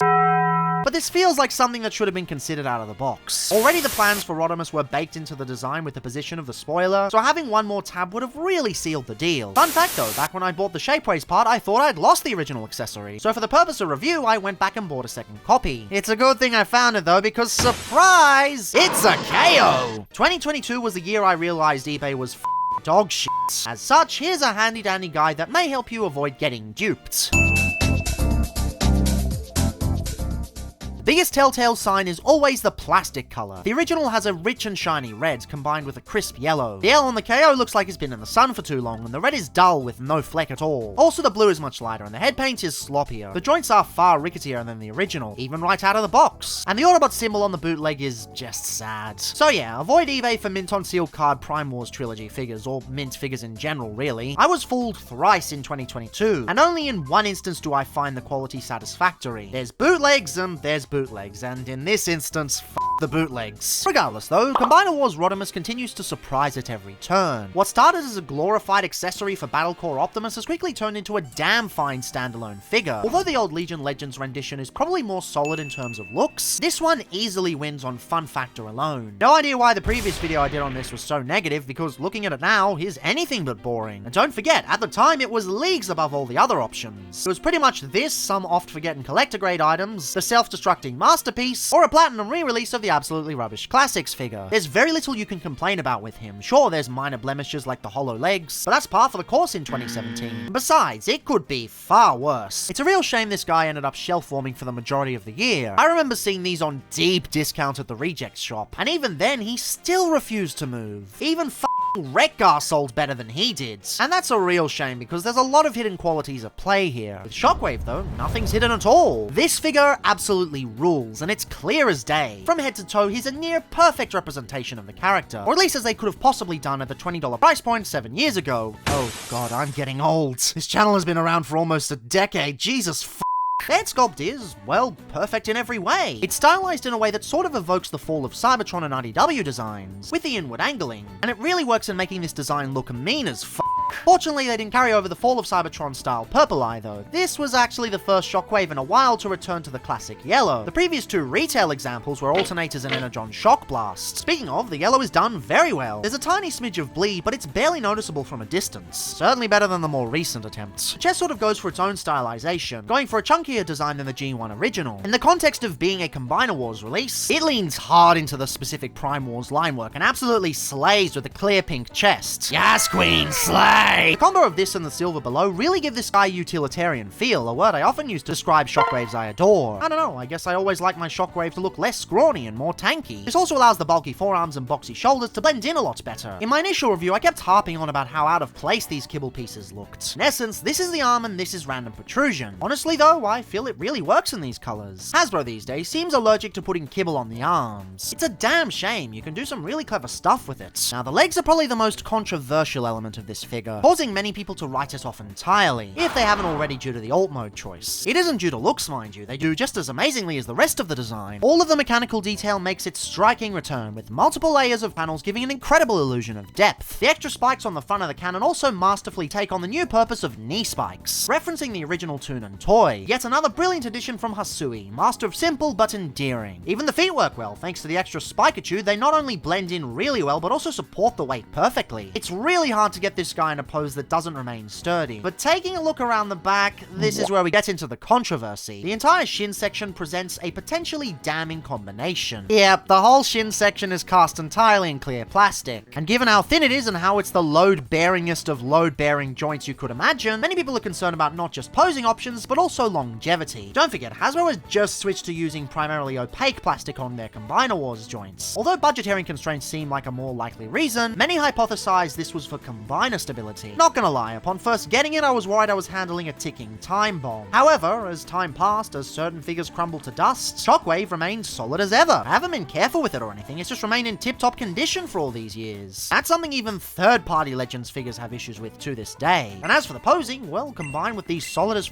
feet, you can actually get even more posing thanks to the hollow legs. Things get close to the full 180 range, and the rest of the figure helps accentuate this too. He is, in essence, the Chie Satokana of the group, with crazy points below the waist. The shifting hips from the transformation initially bugged me, but nowadays they open up a wild world of extreme posing power. They're also less annoying than the breakjack molds, which, how? The only thing I wish they'd improved upon is the elbow joints. It's decent as is, but if it didn't have this locking point, we could have gotten double jointed elbows. Similarly to how Kingdom Rodimus handles it. He absolutely doesn't need it. And this is easily a pet peeve of mine and not a genuine criticism, but it's still kind of bugging me to this day. Might try a modification on a second copy someday. Regardless, this figure is amazing from basically every angle. The top half is pure design perfection, and the bottom represents something that should be a failure on every level, yet somehow soars. And hey, if it still bothers you, just consider it leg light piping. Works for me. Even the backpack fits perfectly into place. This is something I honestly wouldn't have cared about if they fucked up, but they still went to the effort of having it sit flush and remain secure. That's gotta count for something. My only genuine criticism with this mold is that for as amazing as it is, Hasbro really had a hard time repainting it. Despite the fact Astro Magnum, personally retconned as Nitro Zeus, was right there, instead we got more Shockwaves. Next version to release was the Takara Legends Collector Grade redeco. No, I don't mean that type of Legends. For some bizarre reason, Takara named their entire line after a completely unrelated size class, causing mass confusion across the fandom. So I suppose this is a Takara Legends figure. Mass confusion. Still arguably less confusing than the 2 War for Cybertrons, 2 Cyberverses, 2 Uniteds, and 3 Robots in Disguises. Either way, imagine taking one of the most dynamic Legends alt modes of all time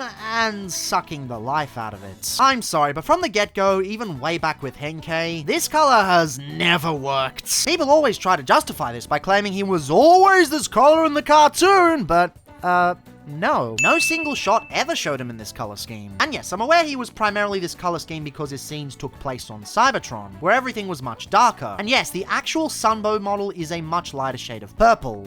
But not this much lighter! This shade keeps coming back over and over again, and whenever it's used, it looks like the figure is wearing pajamas. Also doesn't help that there have been certain accuracy choices made that ignore the original intent of the figure. The added silver at the front end ends up covering the hidden pink, making this mode lose all of its ferocity. It's like they knew to the damn thing in a metaphorical sense of the literal concepts. I swear that sentence made sense in my head. Then you've got nonsense like the hand now being visible from the back since they've painted over the clear plastic for toon accuracy. And why did they change the silver? How is it that the Hasbro version was able to avoid the use of Games Workshop Grey, but Takara wasn't? What bizarro world do we live in? Mass confusion. Robo mode isn't much better. So many of the details end up disappearing thanks to the paint choices. The knee spikes lose their prominence now that they're surrounded by silver. The hand looks incredibly wonky now that they've painted over the clear plastic. The torso gets extra paint, making the torso look far too small in comparison to the rest of the body. Even the eye paint is weaker, going for a wispy greenish yellow instead of the crispy orangey stuff. But hey, at least they painted these side panels. Nice that they're visible now, as they sort of blended in on the original. But that's just one improvement in place of so many negatives. Despite being a Takara release aimed at collectors specifically, it feels far more slapdash than the retail version. And sure, it comes with an extra headmaster, but it's not much use without the combining beast is supposed to come with. Plus, do you really want to give Shockwave breast cancer? You sick bastards! I get personal preference and all. Some people always prefer the flat toon style over typical mainline mechanical detail. This just isn't the best option for that though. This is a figure that was meant to be something else entirely, missing key paint apps because they're trying to turn it into a toon style figure. If you're gonna go for Sunbow supremacy, just fork out the extra cash for a third-party version. This thing already retailed for 40 to 50 Aussie dollary dues. At that point, you're 2/3 on the way to the new age version. However, the clear plastic on these two may still be a turn-off for some people. Being built well or no, some people just don't want to take that risk. If that's the case, they released a third Shockwave in the G2 Bruticus box set. I actually attempted to just buy the Shockwave separately upon release, but the seller accidentally sent me a full mint and sealed box set by mistake. I contacted him and offered to send the whole thing back, but he said it was just fine. So I guess that made me the proud owner of a $20 Combiner Wars Bruticus. Thing is, I ended up upgrading mine with Transform Dreamwave and Perfect Effect upgrades, both of which made it impossible to use the gun functionality. As such, I had to use a Shapeways piece. Unfortunately, it doesn't come off. It's pegged in forever now unless I take a knife to it, so just bear with me for this review. Regardless, the biggest change this figure makes is removing the clear plastic entirely. This may be a decent trade-off for some, but me personally, I think it looks boring as shit now. It's even more neutered at the front because they couldn't dare to spend some extra paint applications on the tip of the cannon. I do like the red plastic they chose for all the joints, and much like the original version, it blends in quite well. For some weird reason though, they insisted on keeping the wings silver like those before him. This is of course because the original Action Master Shockwave had silver feet, and they wanted to remain accurate at the cost of a vehicle mode. And yes, you heard right, Action Master. Shockwave never had had a G2 version, there's this huge gap between G1 and Binaltech, where Shockwave just fell off the radar. At least Soundwave got a GoBot. But to compensate, they went for an Action Master homage, and I reckon it looks alright with the others. Even more so in robot mode, mind you. The red highlights work really well on this figure, and almost make up for the lack of paint on the legs. Same with the chest, the extra silver and redone orange sections are absolutely gorgeous. The gold paint on the eyes also pretty neat. Not as good as the original, but definitely better than the Takara version. And that's really this figure in a nutshell. It's sort of a middle ground between the instant classic that is the original and the wonkily misguided Takara attempt. I can sort of hesitantly recommend this version because although the sacrifices aren't really my jam, you may be able to overlook them in your collection. And who knows, you may just get a free Bruticus out of it. Just be aware that there's a smidge of mold degradation on the hips that's not present on the other two. Nothing major, but it's something to be careful about. Now you may be asking, Dr. F***wit, why did you buy 3 of this mold? Well, other than just really liking the damn thing, there's something interesting you can do. Back in the days when FunPub was keeping to itself and not spewing hateful rants that would make atmospheric guanciale orgasm at his desk, they decided to turn Shockwave into Reflector. There hadn't really been a proper update back then, so I appreciate the efforts. Now I am not hunting down the original, not just because f***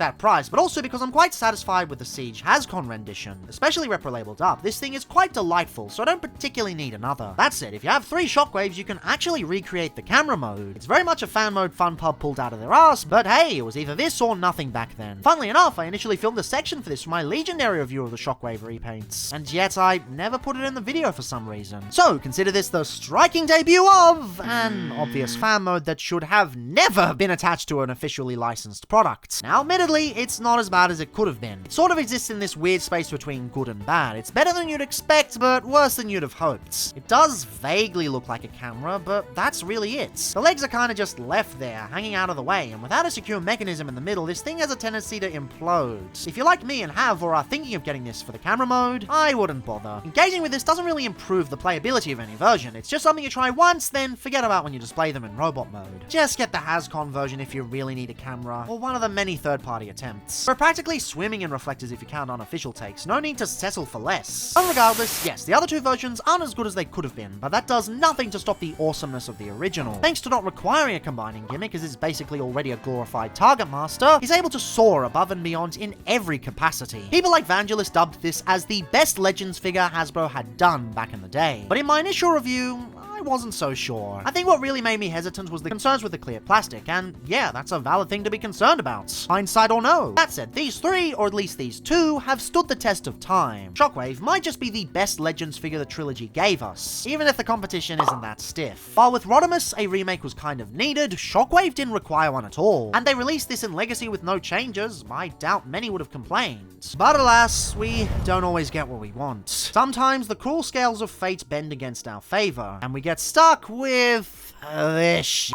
Despite having 4 years to improve and despite releasing in a line with utterly fantastic Legends releases, showing the world that the price point is still valid, King to See Hot Rod is one of the ugliest small-scale figures I've ever come across. No joke, this shit is uglier than Beast Machine's Cheetor. Not to say Cheetor is ugly, but just let that sink in. They made Beast Machines more aesthetically pleasing than this. Hell, I'd argue he's uglier than the Zeta aerial bots. Not as poorly built and certainly not as bad at all, but it's easier to look at these bastards. Head sculpt, yeah, it's pretty bad. Wouldn't exactly call it the worst head sculpt I've seen on a Legends figure, but they've done really well in this price point so far, with only a few exceptions. It just highlights how much they've fumbled the bag here. If you had milk in said bag, it would have turned to butter by now. It's honestly really difficult to decide whether I hate this one or Bumblebee's more. But either way, it's pretty icky. The face seems to be pulling a Superatron mini homage with the washed out pastel bug eyes that make him look like he's trying to fake paying attention, but it's obvious he's not because it's actually a corpse. And why is the nose so big? I don't know. Who knows? Also, remember how the Combiner Wars version had a really crisp helmet and some awesome paint on show? Yeah, this one gets rid of that, making the whole thing end up incredibly nondescript. This feels like a helmet more fitting of a Micromaster than an actual core class. I'd say the designers lack the brains to think of something better, but no, I think it's the actual figure missing that instead. I know we've seen this shit on core class figures before, and I know I've given some leeway there, but guys, there's a limit to this shit. This is way beyond that limit. It doesn't even serve a purpose like drag strip. This is purely for budgetary fuckery. The torso seems like something that could hypothetically work, but it fails on multiple levels. Using a faux part to make sure the torso is well proportioned is an idea that could elevate the aesthetic of the figure, especially at the size we're dealing with here, but instead they use it as a crutch so they don't have to use the real piece. All the hallmarks are there, such as the collar, the lights, and the flames. And hey, at least the flames look slightly better than the vehicle mode. But why is this thing flat as a pancake? The chest is designed in a way where it feels like it would benefit from a heavy layering effect, but they haven't left enough clearance in vehicle mode to do it justice. As a result, it just looks like a flat plank of wood spray painted orange. And yes, the orange is done quite well. Commendable given the difficulty in painting this color, since it's created by merging the two most difficult colors to paint with in existence. By their powers combined, frustration reigns supreme. But it ends up looking really out of place. Part of it's the shaping. It's quite angular compared to most modern renditions, which clashes with the rest of the body. Most of the mechanical detail plays it safe, so it sort of looks like they took this chest from a completely different figure. And secondly, well, the colors look out of place because it doesn't blend in with anything at all. This might sound weird because Roddy types are known for this color scheme, but there's something different we have going on here. The entire figure is molded in red plastic.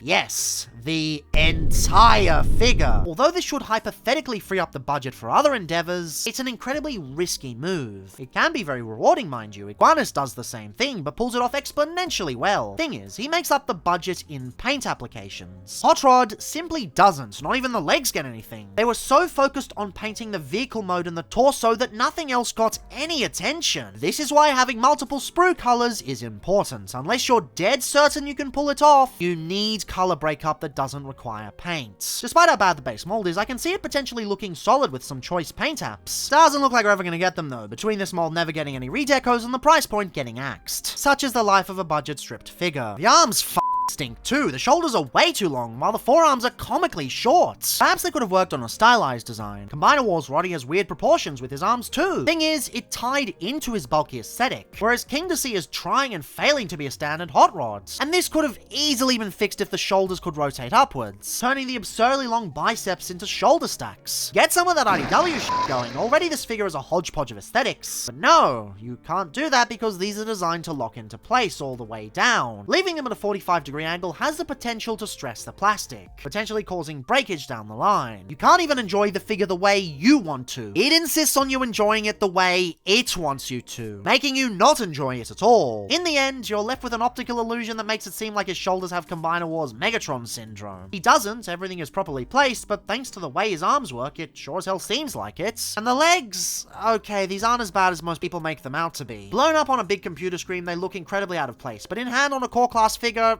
it's fine. The rest of the figure is far from fine, but the placement on these is perfectly okay. Two things though. Firstly, I can't help but feel these would be less noticeable if the front had extra paint on it. Black shins would give the eye something to focus on, making it so these seem less exposed. And secondly, these panels ruin the vehicle mode with the lack of solidity. So, yeah, they can still f off. The one thing King to See Hot Rod does okay is the accessory game. The sword looks okay in hand, as disgusting as the pastel blue is, and they've taken a bit of IDW inspiration with the way the spoiler turns into a bow. Combined with the sword to make an energy arrow, this is actually awesome.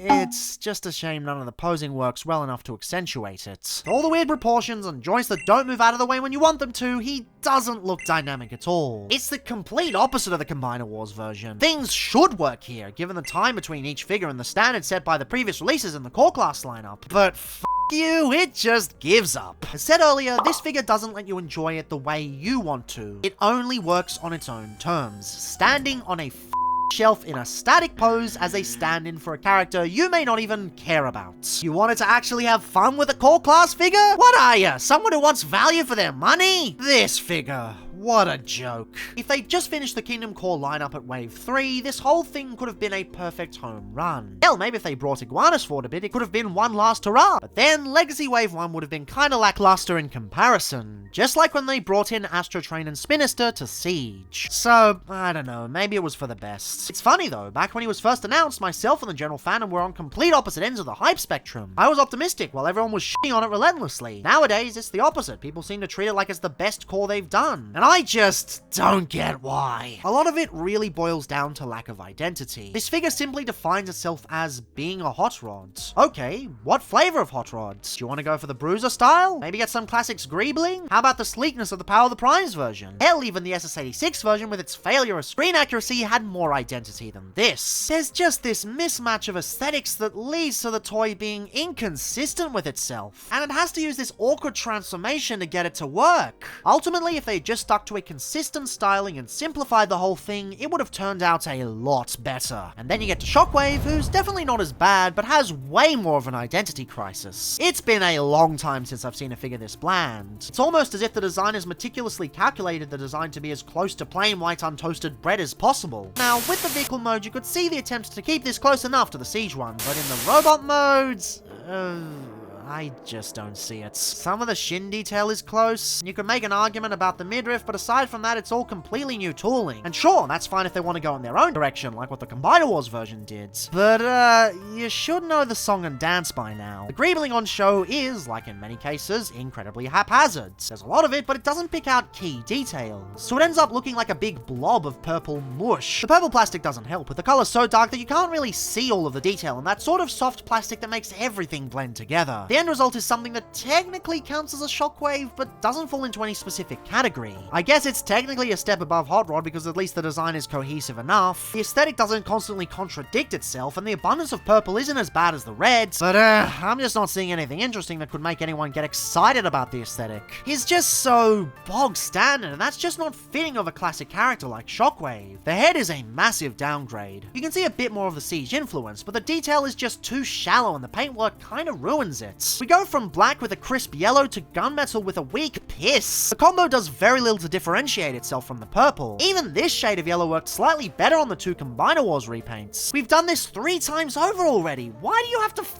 it up? And why is the torso painted silver? Of all the colors to choose, they had to go with the most boring. They were so conservative with their budget that the only color breakup is the multiple silver paint applications. I appreciate that they added this many applications with bits on the backpack, ears, thighs, feet, and even the sides. But the torso really should have been yellow, or pink, or hell, go with orange for that Action Master creds. It doesn't have to be clear plastic, but it has to be a color that makes things more interesting. Maybe the paint budget was eaten up by his mold mate, G2 Megatron. Sure, I get it, but here's the thing. Already this figure is done entirely in the same color. You're already saving a ton of money on the mold's layout. Why do you need to save money on the paint as well? It was the same thing as Rodimus, although at least he has the alt mode as a reason. A poor one, but a reason nonetheless. What's Shockwave's excuse? And yes, obviously there are repro labels to fix it, but a figure shouldn't need repro labels out of the box. It's nice to apply them, but they should make good toys better, not fix the shortcomings of bad toys. That's not a criticism to Toy Hacks, mind you. That's a criticism to Hasbro being lazy with this particular release. One thing that makes me even more frustrated is they wasted most of the paint budget on this radar accessory. Bruh, who was asking for this? And look, they already had paint in the paint layout. Can we get some of that on the torso? Well, fuck me, I guess. I really don't know why they bothered with such an accessory. It's not something creative like Hot Rod's bow, and it doesn't combine with anything. In both modes, it actively makes the design worse. And I guess it's kinda cool that the backpack flips out to offer shoulder guns in a fan mode configuration, but it's really not enough to make me like this figure. Plus, standing him with this, or even in a standard pose, is a nightmare due to the knee tolerances. Basically, they've opted for 2 separate joints this time, so you get a nice ball joint for posing instead of a thigh swivel. As such, many copies have a tendency to simply fall apart at the knee, given sometimes the peg isn't molded properly. Furthermore, the knees are incredibly loose, leading to immense problems with dynamic poses. And even further than that, no heels! It's ridiculous. This guy has all the makings of a standard posing package, but the lack of care in the legs just ruins it. And yes, the joints are all here, and they function better than Hot Rod's. But at least Hot Rod could stand up properly. Here, something as basic as a heel support couldn't even be bothered with. And not bothering is the key issue at the heart of Legacy Shockwave. They were so focused on doing something different in comparison to the Combiner Wars version that they didn't feel the need to give it that extra level of polish. There's a decent figure here, under the jank and the lackluster detail, but it absolutely needed a few extra passes over. But why bother, right? Why bother actually crafting a unique experience? All you gotta do is add a few callbacks to the Siege version and people will fill in the rest. It's even more disappointing than Kingdom Optimus Prime, because at least that figure went all out with its callbacks. If you want to homage an existing figure, fine. If you want to stylize things, fine. Just commit to one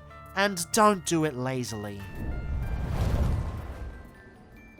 In the end, you may still be wondering why I chose to combine these two characters into a Versus review. I mean, aside from the fact they both released in Combiner Wars and both were intended for Legacy, there doesn't seem to be much connecting them. If anything, it would allow the Legacy Core class review to be much beefier and more comprehensive. As it stands now, there's going to eventually be points where I say, go watch this other video for more information. Well, the thing is, the Legacy versions are disappointing for exactly the same reason. They're both coming off the backs of fandom classics, where the cult's all well known, and in both instances, they're only different for the purpose of differentiation, not innovation. Oh, you should buy this shockwave because it's a spaceship, sorta like the Siege version. Oh, you should buy this hot rod because, well, you! Neither of these figures are steps forward in their respective character lineups. Rat Trap genuinely delivers the best version of the character, eclipsing all other versions. Megatron and Starscream may not outrank their Legion Legends counterparts, but they are a massive step up from the thrilling 30 versions. Not that those were bad by any means, mind you. Soundwave never had a Legends version of this design prior, but he fixes a lot of the issues seen on the Netflix rendition. Same with Studio Series 86 Ratchet and Ironhide. These absolutely eclipse their respective Earthrise versions, even if the line they ultimately released in wasn't exactly appropriate. Say what you will about Volcanicus, there's absolutely no comparison to the original. It is infinitely better. And complaints about Optimus Prime aside, at least you can tell they tried.